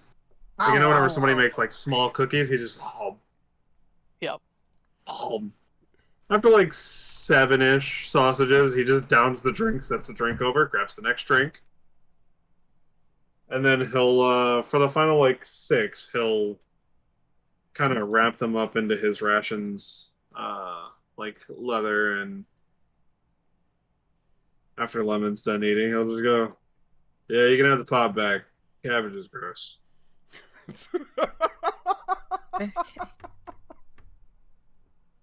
And then when he walks up to the group, he's Let gonna. cabbage go to waste. Lemon will eat the cabbage. Well, at least we'll try. I was gonna Probably say can't there eat all might that. be too much cabbage, because he legit would have just been like, I don't even know how much to really give him of cabbage for 20. So just here's sausages. like 2 whole cabbages worth. Yeah, so it would have Two just been like, bags, I don't know, that's just what was left. So yeah, that's yours. Lemon will attempt to eat some of it, but probably not much. Yeah, there will still end up being a small amount that you're not able to consume. Oh yeah. But after When he gets back to the cart, he's gonna offer everybody some of the sausages he put into his rations. as you're crossing back to the cart, you see a small woman. Doesn't quite seem to be. I mean, it still looks to be human, but seems to be shorter. The ears have a slight bit of almost rounding to them that seems to belly that they might have some kind of watered down blood within them that might not be completely human, but not enough for them to show any other real traits. And you can see as they have this very bright white and goldly trimmed attire on, and they look at you as you're walking, and they're like, "Oh, Glory Day Traveler, how are you doing today?" He's gonna look over them and then go, "Don't want any." Well, what do you mean? Aren't you just coming in peace?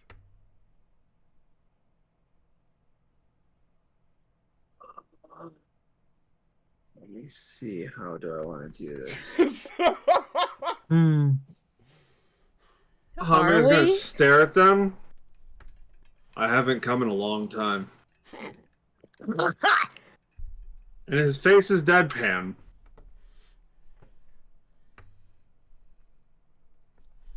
You're gonna. Oh my god. See, I had to do that, so now I have to look up the correct name for me to use in my comeback here. Oh no. I'm like, hold on. Hanbei says this. Lemon has no clue. Yeah. Does not register. Well, Bochi does speak of giving oneself to the acts of celibacy, so I'm sure we can speak of good lengths about that sort of thing. I'd rather we I don't know who Bofi is. It's so hard for me to not do that. To not follow that. Right? Same. I'm like, Same. You son of a bitch. S6 is showing its way, baby. Bochi's, well, the father of light, the god of good. What's a god? Ah, That's a really weird way to talk about the sun. well, I guess that is one way to look at it. You could say that he smiles down on us each day, blessing us. But I do not I'm just gonna necessarily look believe up. he is that sort of god, if you will. Many of my brothers Uh, believe that he is an all-powerful question. person looking down on us, but I like to think of it as fables guiding us. We all need a little bit of philosophy in our lives, don't you agree? I don't want you to feel me in any type of way. He's gonna look up and kind of. What time of day is it? It is, well, since it was like 5 hours into it at this point, you're at like dusk. Yeah, I'm just gonna look up and go. I don't think Bofi is shining down on anyone at the moment. Yes, What's the night one? Ah, you must speak of Malekek, the great oppressor. Bless you. Hunger, darkness, waiting in our dreams, calling out to us in our nightmares, wishing to pull us into fear. I rolled a 1 for Bochi and a 2 for the next one. Tom has no fucking idea. They're just gonna go. Who pressed on what? No. No. Who was the second one? Malekek. Lemon got a 19 on that one.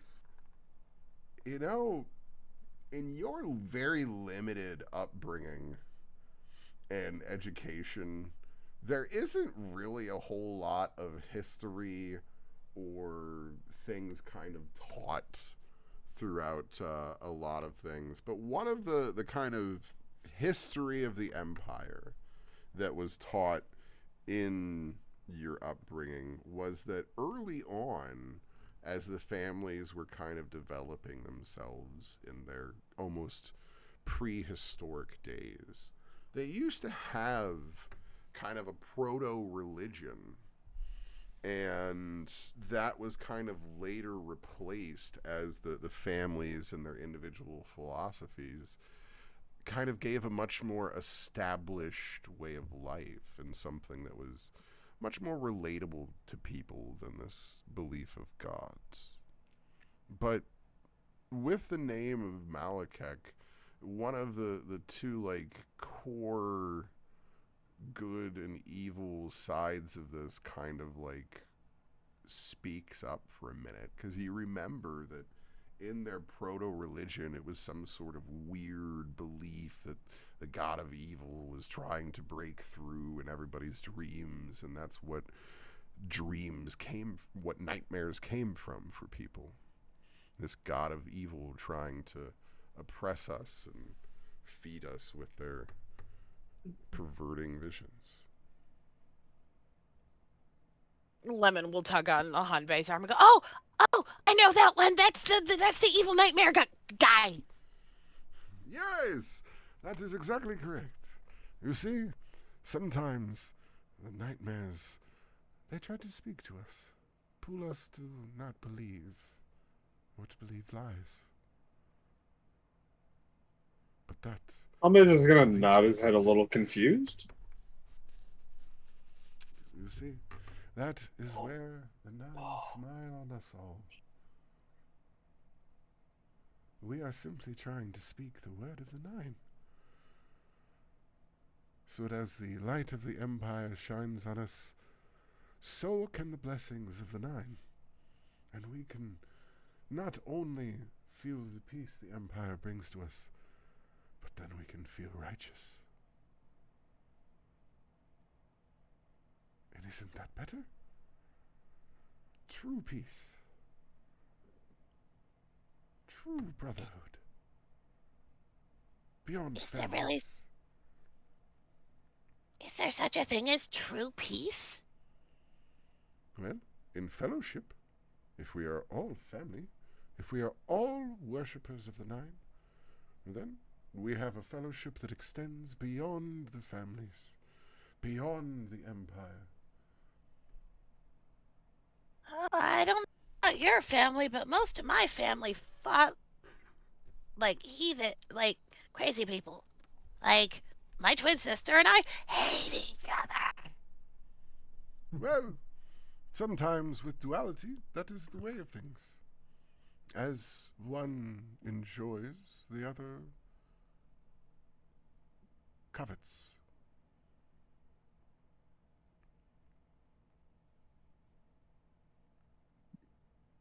Yeah, that. Wait, have you met my sister? I'm sorry. Does I have not met you. does he Lemon. have a cup in his hand? The person who's speaking to you? Yeah. No. Their hands are actually behind their back this whole time, just kind of grasped. Do they have a relaxed. pocket? I mean, yeah, they have like pouches hanging around their sides and everything. Cool. Any of them look loose? Yeah, they don't seem to be trying to like hide anything or whatnot. Okay, I'm just gonna pull out a gold coin and kind of like tuck it into his pocket and go. Don't know what type of weird stuff you're peddling. I don't want it, but you can have 1 gold for your time.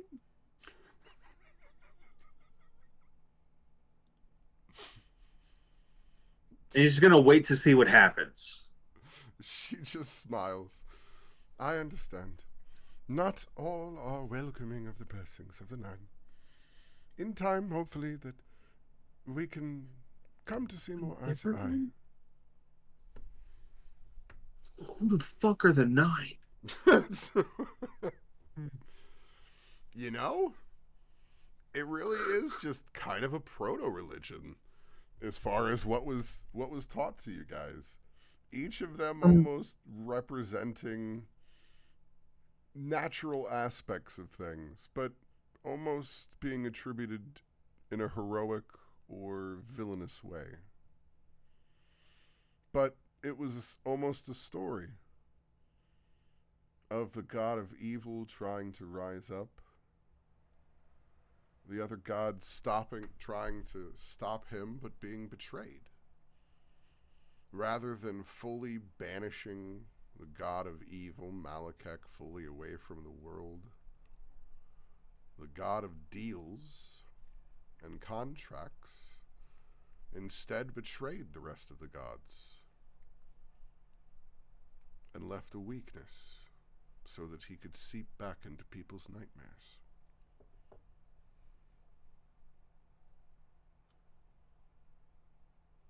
So, And in fact, you remember that the old orcs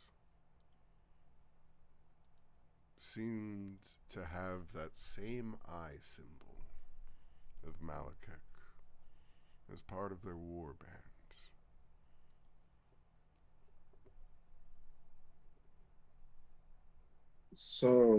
the 9 implies that there are 9 quote unquote different gods that follow different things or represent different things. Yes, that's their belief. And this guy is peddling Bochi, who is the god of the sun. Oh no, he's peddling the entire belief system. This person has told you that they are not the same beliefs as their brethren.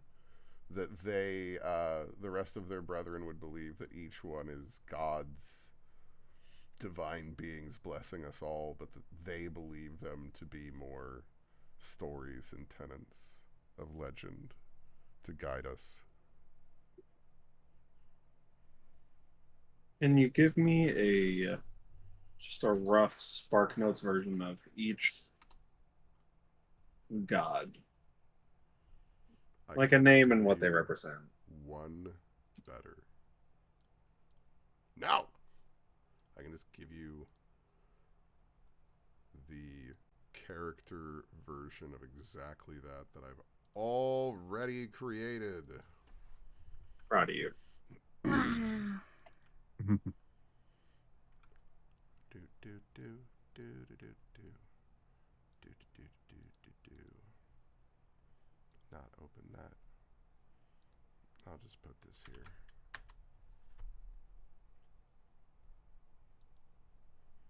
Hey, I've seen that before. Yeah, because Mm. like I said, the religion didn't stay here. Mm-hmm. Because that is literally just the easy summary of each of those gods. Lennox is the one that I'm talking about that is the betrayer in that story.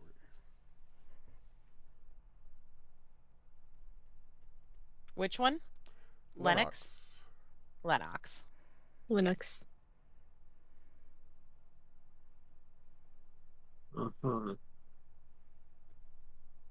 So at the moment, nothing that would really grip Hanbei. No, just that one detail about the Interesting. single eye. That was a symbol for Yeah. the orcs of ancient history.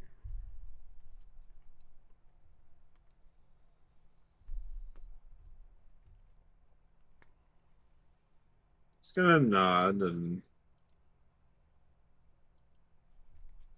some of us need more than gods. Or less than. In your case, I guess.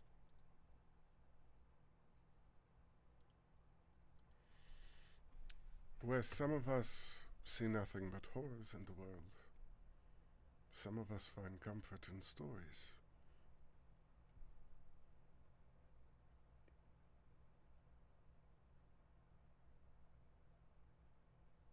They will quietly think for a moment, and then before he fully walks off, he's just gonna mumble, but stories are only told by those who live. And the victors of every battle.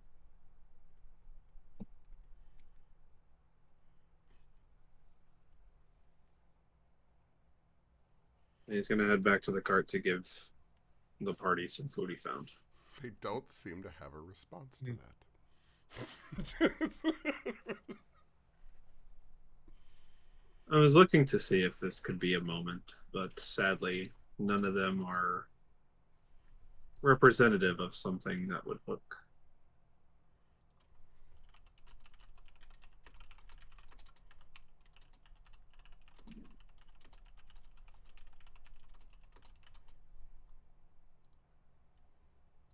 I'll get back to the cart and it'll gotta go. I got sausages. It's roughly, there's 3, I got 6. So 2 each. Hanbei is walking in with these, I guess almost cardboard is the best way to describe the containers, but they seem to all be containing this, as previously described, small portion of cabbage and sausage set out for each of you. As you walk in, you can see that at this point, Tenny has a charcuterie board starting to be set out. with fine fruits and cheeses, as that seems to be more his style in travel, as he's kind of returning back with drinks and everything for the rest of the part of the journey.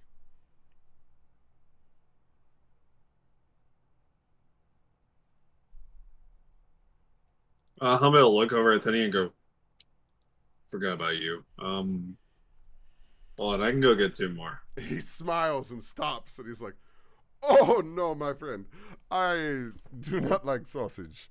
It is okay." He's gonna look at Tenny and just,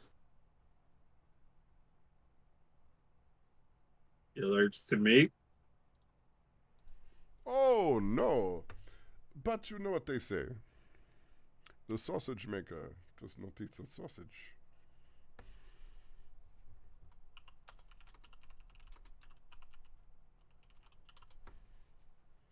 I bet he's never heard that a day in his life. Yeah, me either. I'm gonna just stare at him, kind of mouth agape a little bit, and go, okay, I guess.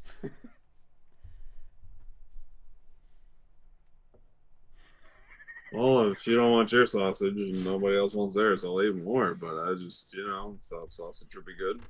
Lemon's in a food coma. What's Zuhara eating? Gonna hold out 2 to Zahara. Are you there? Yeah. What? So, Tenny has stated the sausage maker doesn't eat the sausage. He doesn't want to eat the sausage that Hanbei has returned and offering the group. And Tenny has set out a charcuterie board of fruit and cheeses for himself and others to enjoy. You're asking me to participate? I'm asking you what you would eat in that situation. Oh, Some cheese, please. charcuterie. Well, meat. Always. Oh, but doesn't the sausage maker not eating what he made is suspicious. Yeah. No, that's just Tenny that's said a it's like a weird- saying. Oh. I don't know. What do you think? But like, why? You can Am I? ask him. Can I roll? Yeah, you could roll. Yeah. What would I roll? Insight. Oh my god! I finally got something good. I think somebody did. I feel like you will understand what I mean when I say this. He has that look like, I don't know this kitchen. Oh. Oh god! I wouldn't eat either. Like, and you realize as you're looking at the lavish level that he's used to, that you are in a random town. Okay. And this person I who is understand. like the head of his family is like, I ain't eating that sausage. Oh, bless his heart. I've actually just decided I'm a vegetarian. Because yeah, it's like it's not hot dogs, but it's like you're offering hot dogs to him. You said there's cheese though. Oh yeah, he set out a nice charcuterie of cheeses and fruit, and he's like, nah, I'm good. I'm sneaking some I'm gonna- cheese. I forgot our lovely host's name because I'm really bad. What's his name again? Our fancy guy. Tenny. Tenny, yes. I would go up to Tenny and be like, oh God, how would I do this? Because I think I would have some tact. I would tell him that the cheese looks fresh. Would you like to try some with me? And I'd give him an eyeball of like, it's gonna be rude if we don't try something. Oh no. He set out that charcuterie. All right, now I'm really fucking confused. He He's set out the charcuterie. He's got Give his me the food face on up. there, I don't know this kitchen because I know what that with means. the sausages. Oh. Okay. That's what Oh, he yeah. was like, because he was setting out the charcuterie, and Hanbei came in with the sausages and said, oh, I forgot about you guys. Let me go get 2 more orders. And he went, nah, that's okay. Oh yeah, I will probably go in unison with Tenny. I heard all this, I just didn't understand it. Sorry. So yeah, I will take some nice tasty treats from Tenny's charcuterie, but I will be like, I'm like, How may I hold up two to Darius? The other two turned him down, so he's just gonna hold up the container to Darius and go, "You want him? If not, I'll eat him."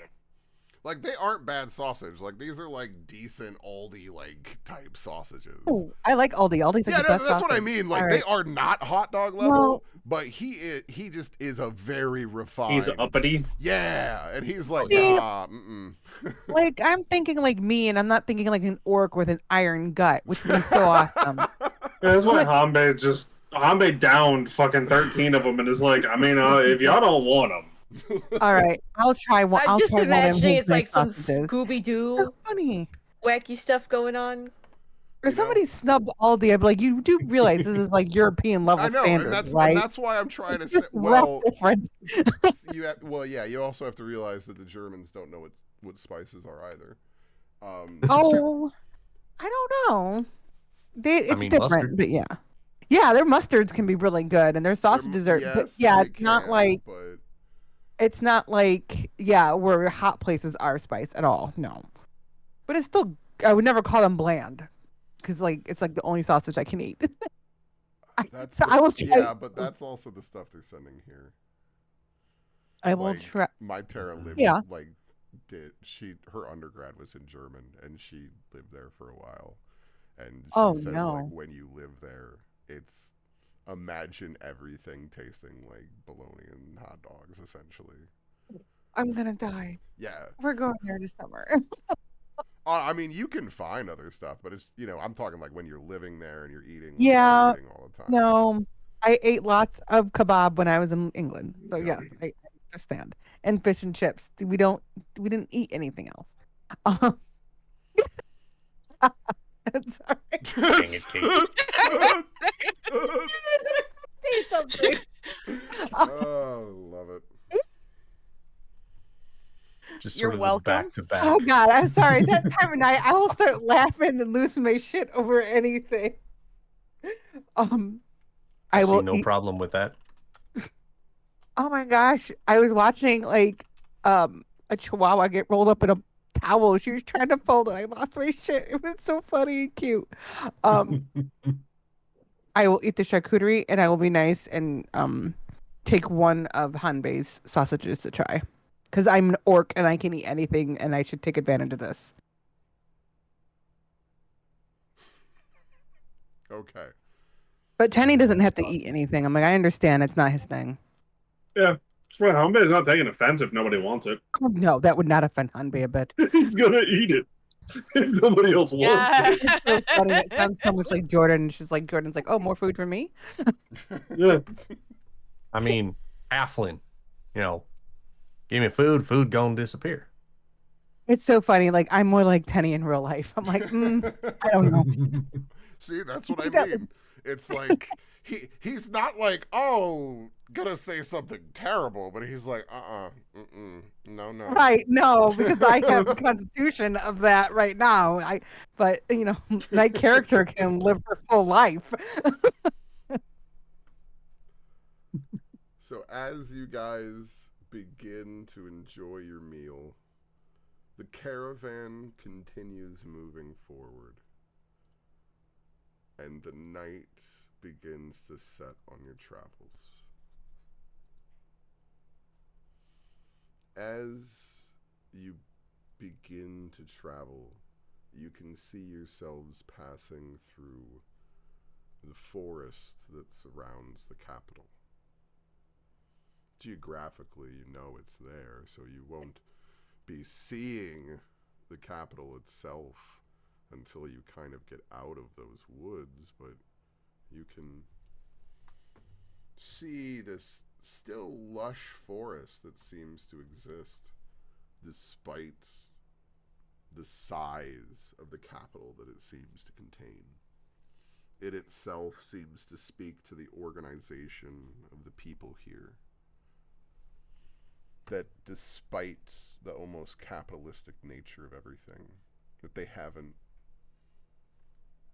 devoured the resources of this forest that extends just outside of their capital.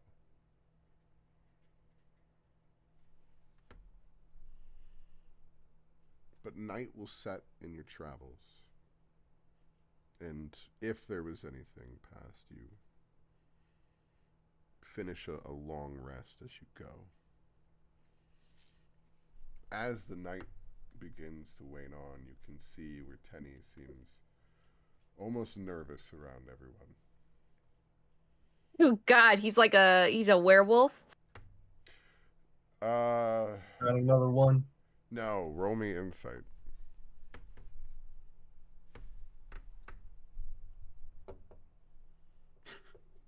I see through his lies. The lies that come from the mouth of God. He might be a werewolf. No, he has been Totally a werewolf. gray sweatpantsing it the whole time. And he is not used to wearing clothes for extended periods of time. You know, like look over. Hanbei knows the feeling. He's just gonna like lean over. So I know, like, I don't do the food thing that you do. I just like food. But we are one and the same with clothes. So, like, you know, are you cool with pants? Sometimes, even pants are a cage for the soul. Feel it. But listen, if you want to lean outside the cart, that we accept for our friends. These are the punishments that we put on ourselves to be civilized society. It is okay. I will be okay. I will get through this night. It will be tough. Would you like to be Little Spoon? I'm able to look at him. You know, we're gonna do this. Wow. Yeah. That sounds nice. I almost fell out of my chair at Little Spoon. I should not have been leaning off to one side. Kind of like you fell out of your chair when Grim did the book talk lean. Mm-hmm. Well, we'll simply nod and go, yeah. That sounds nice. Wonderful. We will be warm.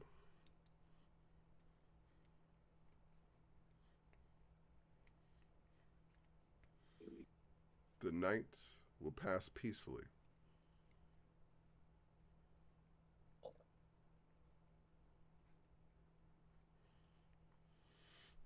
As the morning comes,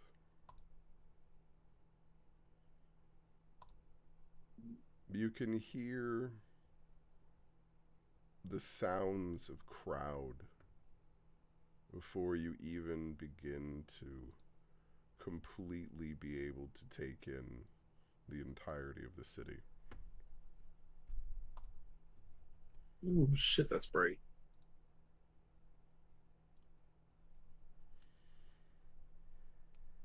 This is like going into Stormwind.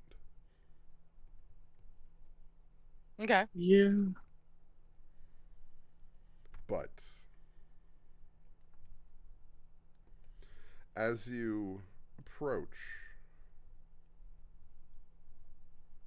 give me perception checks. And then I'm going to go down the list based off of your perception rolls and tell you each what you see. The spooning superpowered me. Man, you are feeling rested. Yeah. Your hands were very nice on the back last night. Oh no. Or Lara did not get much sleep. Oh my God. This is unbelievable. So her just looks outside, sees him and Teddy spooning, and is like, what the fuck? And she just goes to bed and be like, why is Hanbei the little spoon? I don't understand. I think I'm getting too old for sleeping on these things. So, Hanbei, as you guys approach the gates of the city, you notice that the soldiers here are outfitted beyond what you've seen. You know that certain levels of technology are possible, that the artificers that exist throughout the Empire have a decent level of technology at their disposal, but you've never seen it so readily available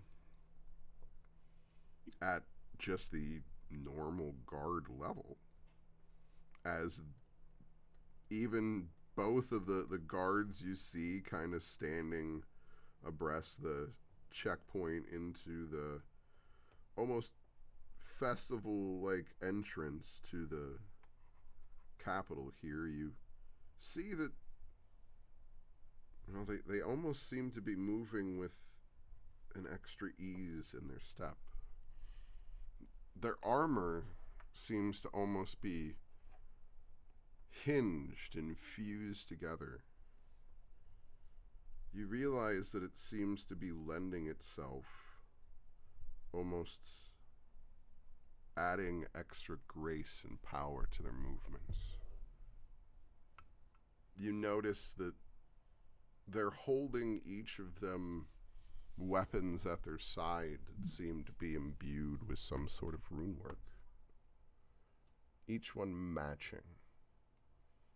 You can't tell for sure what it does, but each one seems to be outfitted with a baton and some sort of device at their side.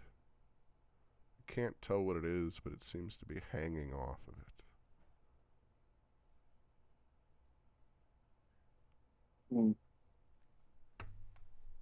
Just gonna point at it and then tap Darius.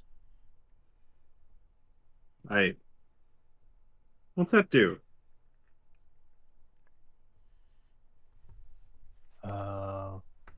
It's Roll it's back.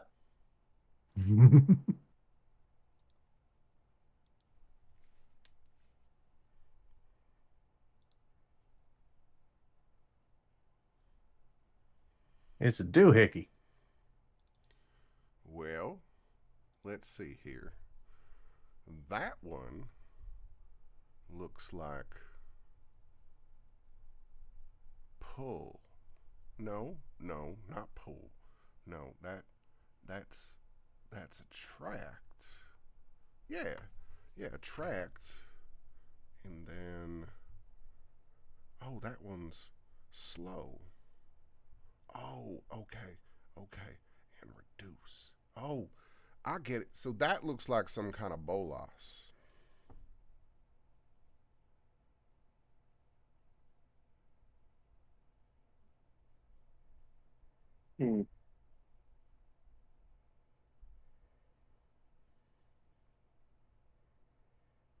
So, curious question. What's a bolas? Think the two rocks on a string that you toss Oh, that it those wraps around. That's a bolas. I got you. Literally what they're called. I thought they were pronounced bolos. That's what I was thinking too, and it was like, I thought it was always just plural of bolo. The more we know. Dun, dun, dun, dun. Exactly. Actually, good to know. Thank you.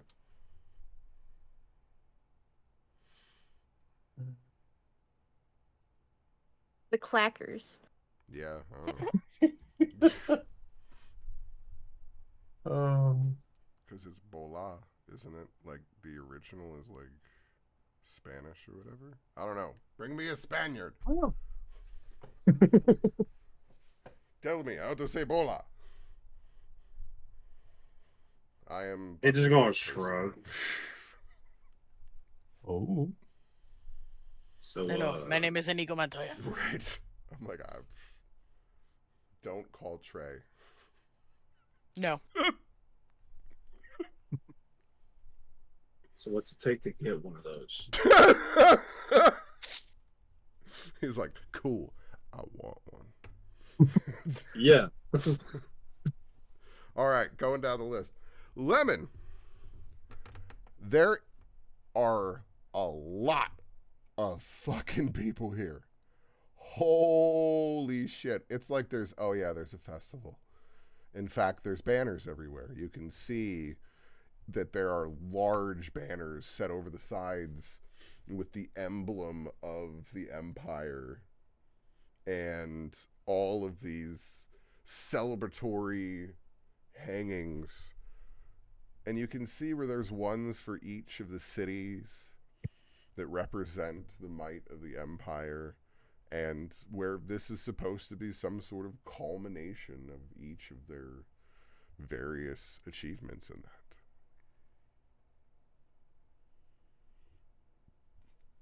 Okay. Darius. Mm-hmm. You can't help but notice something that you can't put anything else to. But as you start entering into the city, you see this, well, the only way to describe it is some sort of crystal. It looks almost like it's meant to charge something, but it almost looks like a platform. The only sort of time you would be able to understand something like that would be like small sort of items. It's like a platform, but there's nothing on it. Like we talking like platform like plate size or like 10 by theater 10 size? Oh damn, that's a full size room almost. Yes, but it's just like a platform, but you can see where it's got, this tech going around it, and it's kind of raised up a little bit. And it's that same kind of, out of character, it would almost look like a wireless charger. Okay. But with, more of a crystalline appearance to the top of it. Gotcha. But that's what I mean. Like, you're used to seeing this sort of thing used for charging smaller magical devices. It's nothing you've necessarily messed with, but you're aware of the tech. But that's bigger than anything that you can really attest to any of that. Gotcha. Li Tian. Uh-huh. As you guys begin passing through it, you're unsure at first, but then you spot it. The market. And the market doesn't just have normal things. No. This one has reagents. In fact, you see it. You see an entire area of science. You see, and you realize that here, there's a science academy. And that means that here, there are people willing to sell and trade the sorts of things that you might need to expand your experiments. My fireworks! Dum, dum, dum. Oh, I shall create a most wonderful collection.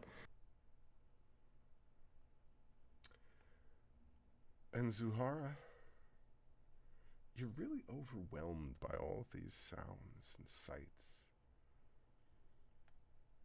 Everything is really different than the small farm living that you're kind of used to. Even if it's a big farm, even if it's a lot of people where you are, this is different.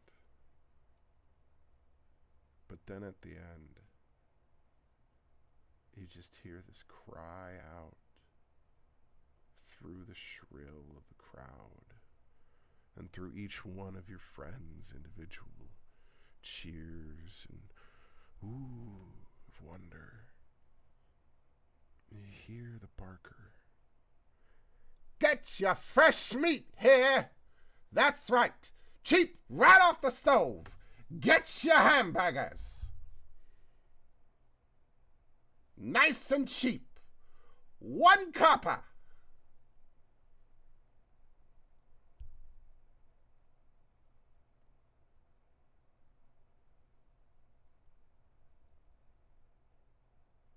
Huh? What's he selling? Fresh meat. He's selling. What's he selling? Cheap. Chocolate.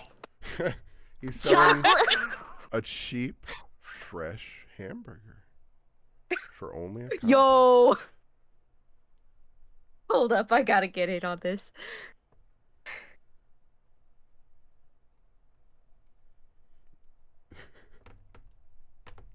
So, do you approach one of these stalls? Well, I mean, I'm going for the science. I go for the science. Well, that's the... Show me them chemicals, baby.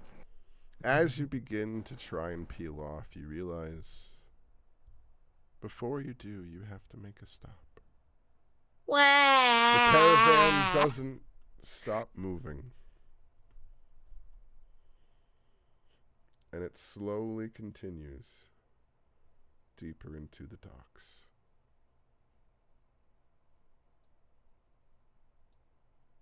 Nope, that's not it. Nope. Spoilers. Spoilers, darling. Oh, it's a dock. It's a dock! Wow. What's up, Doc? What's up, Doc? Oh, where did I put Tenny here? Tenny, Bobenny. Hmm. There you are. Beep. No. Maybe. Do it. There we go.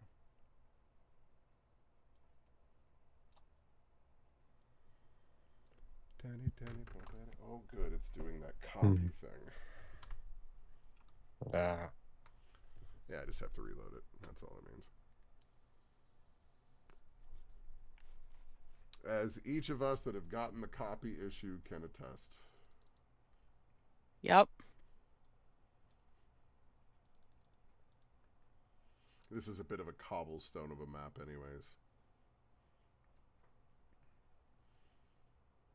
Because I could only find a map, essentially, that had one building.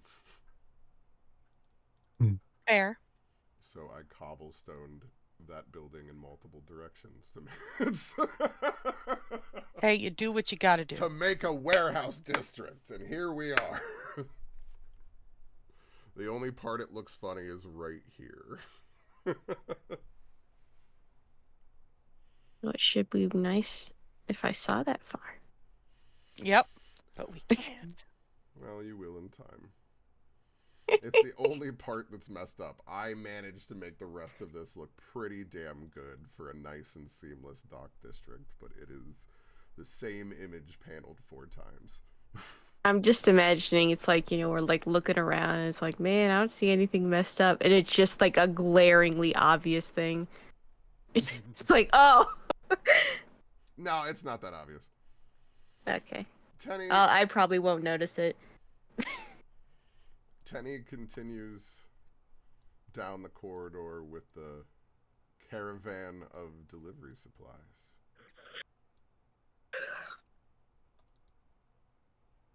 As you all are attested to continue with him. Oh. Bye. This is where you fall. Bye. Have a great time. Jesus Christ, I'm gonna drag you fuckers, I swear to God. About to say, there are walls on this goddamn map. You can't just wander into things in this situation. There, I moved myself. Ow. I found a wall. Oh. Oh no, I can go onto the boxes. Oh, you're just jumping, hopping around. Yes, you can go onto the boxes, but the warehouses are actual warehouses with doors. Neat. And no, this spot right here that Tenny is standing on is the one mess up of the map. That's why I said it's not. I can't even tell.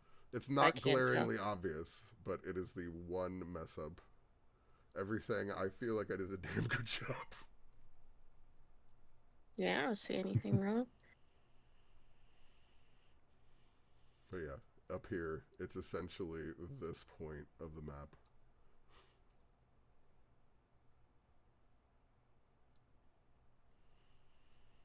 But you see the docks, and as you're pulling around, you realize that despite the size of the dock area here for the capital, the area you're in seems almost deserted.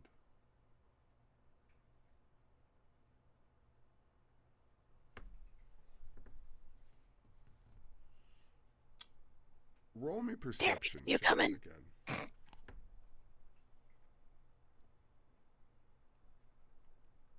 I'm going on this perception check. I'm going. Let's see. I was going to give both Lemon and Letian advantage. Oh, okay. It's almost like it's Dragonborn specific. Yo. I got 17.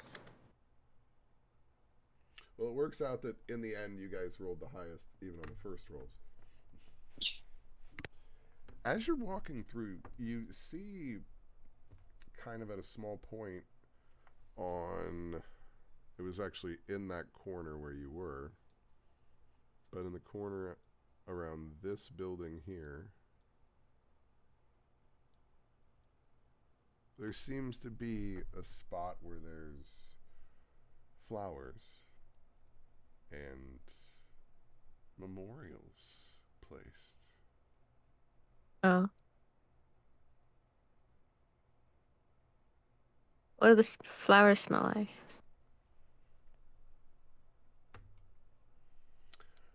What would you normally leave at a grave? Chrysanthemums. Lilies. I mean, any sorts of Roses. flowers. Or I guess That's it's my probably point. more. Oh. Like, you guys proved my point. Bleh. Like, yeah, there's Yeah. a lot of different flowers it could be. And that's Probably the little thing. mementos, Can we- coins. Can I tell who the memorial is for? Roll me Hi, history Kelly. with advantage.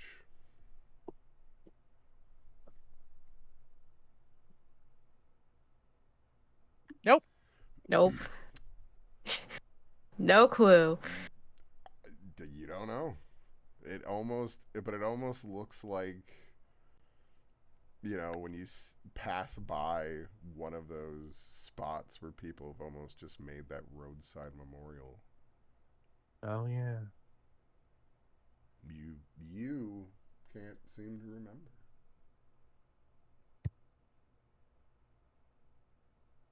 You rolled terribly. I did, in fact.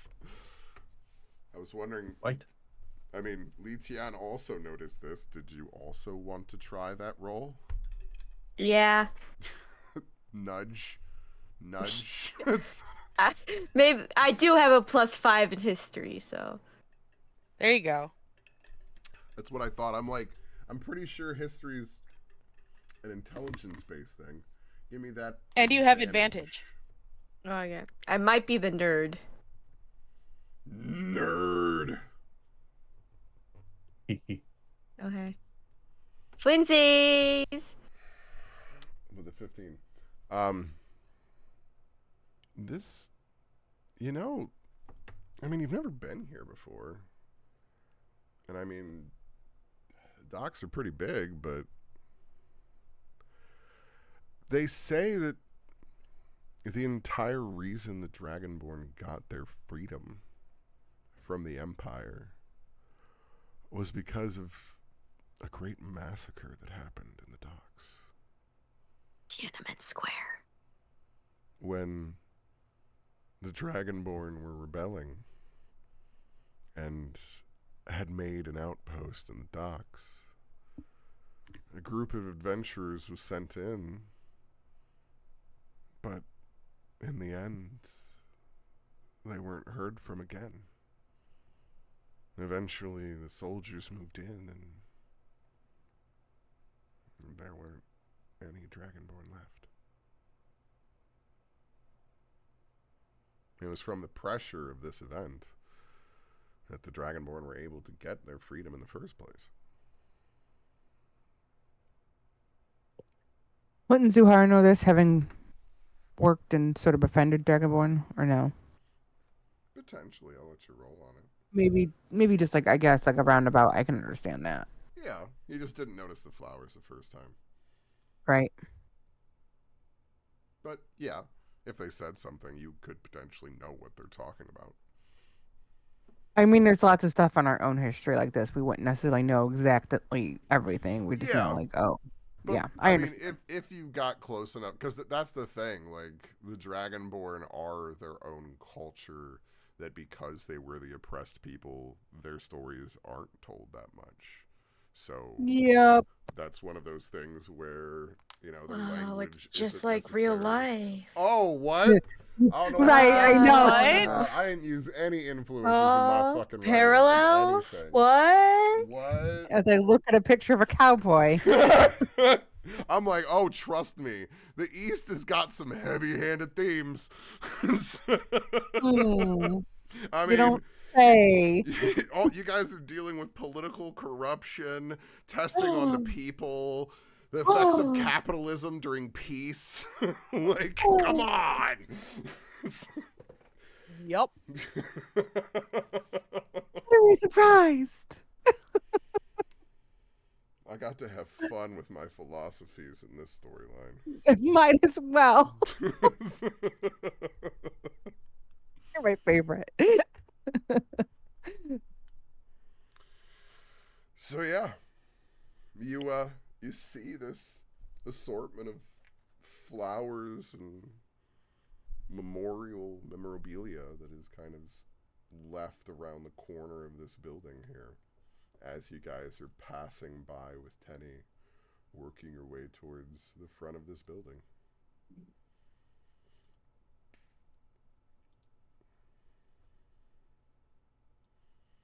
As you come in, Tenny pulls everything into the front of this warehouse here.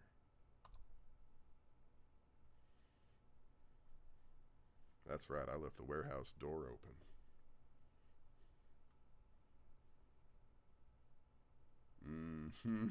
What's that? Oh, everything in order. Oh.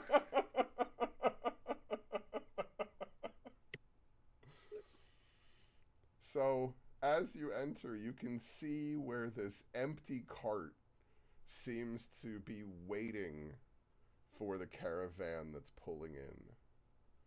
And at first, you don't necessarily see anybody that's here. Specifically, in this situation, I'm going to allow everybody to roll perception and give Zuhara advantage on the details I'm looking for in this situation.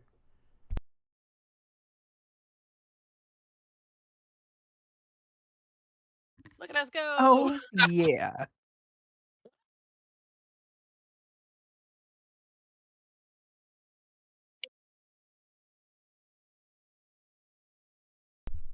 The cart that is waiting here seems to be rather large, but Zuhara... Dustin notices that the cart seems large enough to be able to... There, I said Dustin, didn't I? Who's that?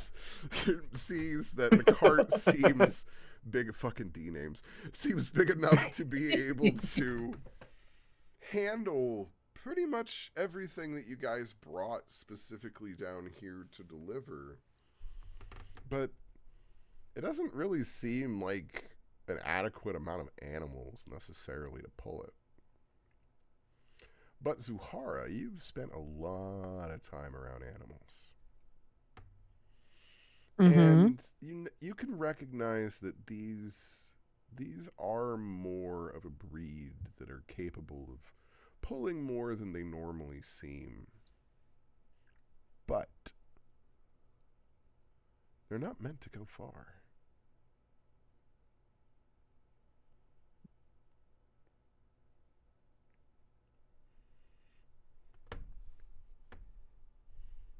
They're not meant to go far. Okay. Tenny seems to gesture everybody in. You see him kind of look further around and then deeper into the warehouse, and you see as he stops. And then he turns around to everybody and he goes, "Please, my friends, understand that sometimes things can seem scary, the unknown. We must try to give everybody their own space. Forgive them their trespasses. For we do not know each other's story. Do you understand what I mean in this?" Nope. Look, things might look scary, but you must not judge a book by its cover.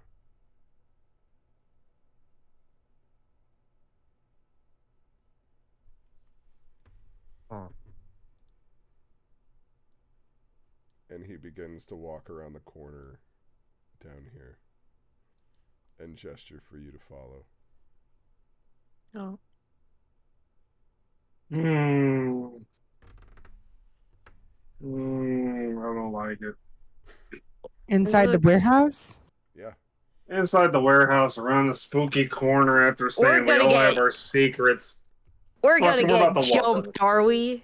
We're gonna get I'm gonna end up jumped. as a dog that says Edward. Wow. I mean, we do have Elspeth. Hi.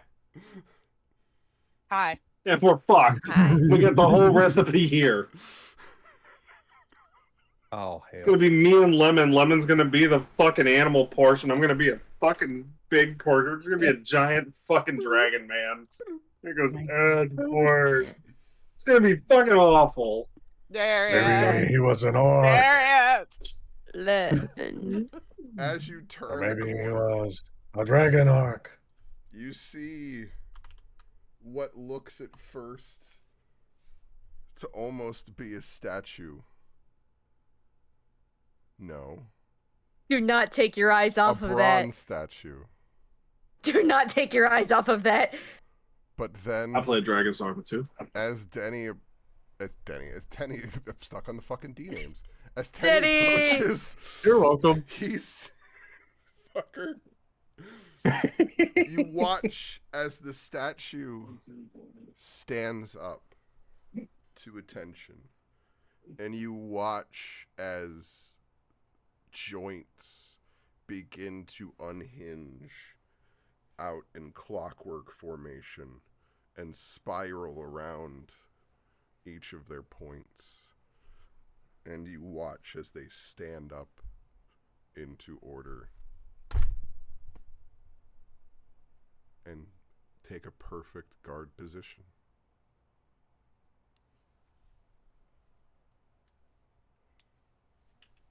He's gonna pull his sword up. Really uncomfortable. I am also uncomfortable. Oh, And that is then- fascinating. You hear from the other room, Come in.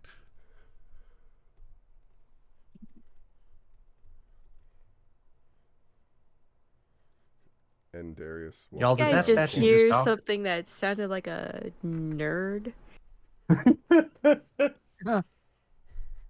It's funny you say that.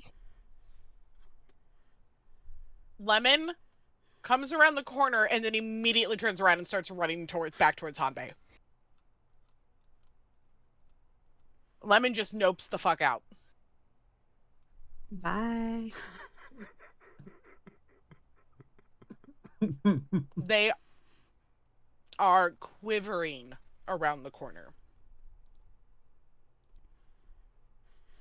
As everyone turns the corner, a tall, brass dragonborn dressed in very sociable clothing looks at everyone and seems almost impatiently looking. I was expecting you approximately 40 minutes ago, and it looks like you're a little late. And Tenny seems to smile apologetically. Ah, yes, I am sorry. This is a very confusing place. We are not really sure our way around here. Yes, I'm quite sure. But no. So I need the full delivery, and then we're going to get the fuck out of here because I need to already be on. You've already wasted too much of my damn time. Oh no. Pretty rude for a nerd, huh? Are there any tools in this warehouse? Don't we already have our things What on type us? of tools? I You thought know, like I was the chisel biggest tools. nerd. I like farming tools. No, I was looking for like wood chiseling type tools. Oh, I was thinking of a scythe. I like those. The sickles. Yeah, that's what. Some cow like. tools. This But I seems to mostly I don't remember if we be- were relinquishing our weapons at any It's time. mostly a dock warehouse. So It could be knives. you could find a crowbar. Okay. But nothing specific for stoneworking.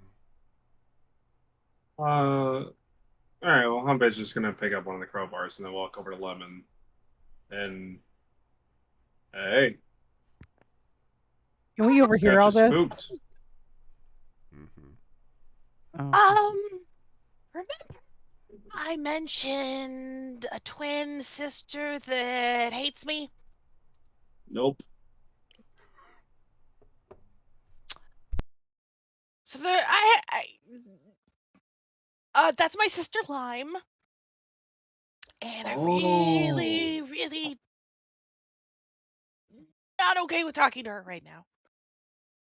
Wait a minute. Why? Humbay's gonna hold up the crowbar. Do you want me to hit them with the crowbar? Why is she called Lime when you're the green one and you're Lemon? She's the yellow one? Lemon just. I think your parents were colorblind. Humbay's gonna look over and go, whenever you were a baby, you ever find somebody that had blonde hair, but then whenever they grew up, it was like brown hair? I was like that.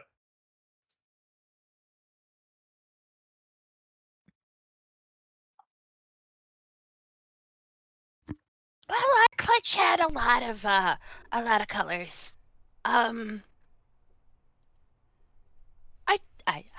I don't honestly know why we were named that way, but yeah,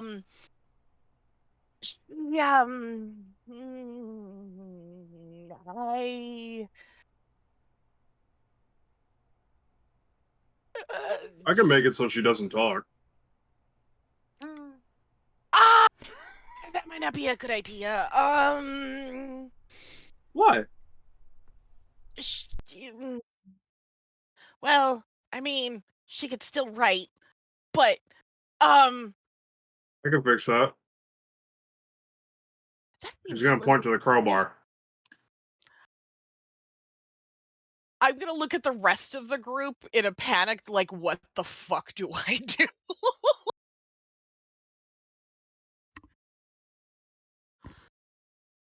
Lemon is Somebody's gonna wave. right now.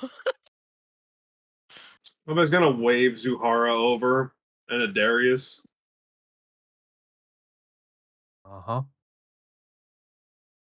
Hey, Lemon's freaking out a little bit.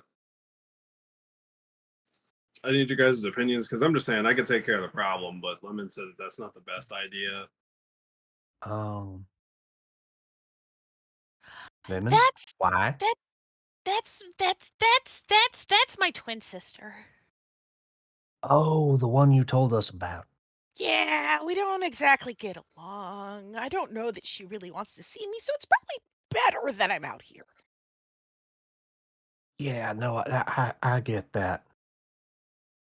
Are you all right being in the building? Or would you rather be like outside?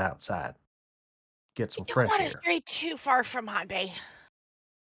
So I'll just stay right I here. mean, for we now. can go check out birds outside.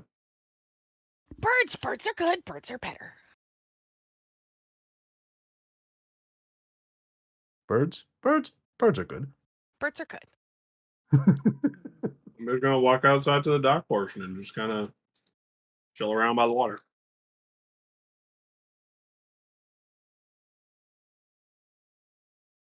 As they walk outside, the rest of you are left to watch Tenny interact with Lime. Tenny, those of you there, roll an insight.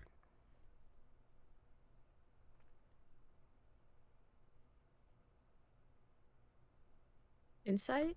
I'll actually give Zuhara advantage on this since you're used to Tenny.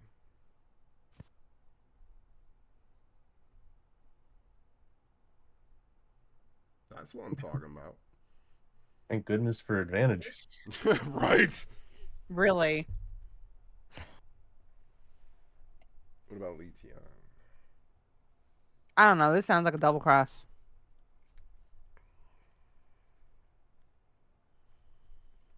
But that would be unlikely of Tenny. But again, like they say, you never know. Tenny seems uncomfortable. Tenny, especially you, Zuhara, have seen Tenny do enough business. And you've seen Tenny go through situations where he was enjoying himself and dealing with comfortable business associates, even when those people seem to exist in a different walk of life. And then there's situations where it's just business. And he seems almost uncomfortable dealing with people that his station forces himself to deal with. Does he seem like apprehensive to be doing this business? He doesn't seem apprehensive about the business. He seems apprehensive about the person.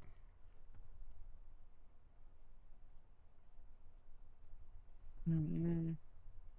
Because what I'm trying to say there is, this doesn't look like a back-end deal. This doesn't look like a shady deal. He doesn't look like he's trying to hide anything from you. And in fact, he told you in the very beginning that you were going with him to make a delivery to this individual. He hasn't hid it from you from the very beginning. I just don't know I didn't know who they were or anything of the background. No. But you, specifically, as a member and representative that is connected with the Hoditra, know that there is a connection between your family and other families because of essentially the connection that they have due to providing the meat, in this case, to the brewing and cooking family. Rutella. I'm missing something. Do you mean like how like the mob had connections with deliveries? No. So one of the backbones of the empire is that each of these families oversees a different area of commerce. Yeah. Because the Hoditra deal with leatherworking and all of that, they also deal with the animal husbandry. Yeah. But there is a family that not only deals with brewing, they deal with cooking. Yes. So they get that meat from the Hoditra. Correct. Yeah, we've talked to him. So that is literally a part of this interaction. This is a representative of that house getting meat from the Hoditra. On the books, it is perfectly legit. It is perfectly fine. This is a normal, everyday thing that your family does. But we didn't bring any meat. Yeah, you did. Oh, Who is the meat? Oh, are you questioning that now? Who's the meat? You're a little late in that transaction. Well, yeah, I mean, that's what I'm saying. Like, this is not what he says it is. I understand, like, this is taking the word meat suit to a whole new level for me. Oh, shit. I don't know. Hey, can I ask you a question real quick? Yeah. What'd you think about those cheap hamburgers? I didn't eat them. Yeah, I know. But there were a lot of them. There were a lot of stalls like that. So many people. I know. You told us from the beginning. We've been talking about this. It's a cheap source of meat. Oh my so fucking many God. people offering this cheap meat. Oh no. Oh no. You are too doing a zombie thing. You need to get out of here.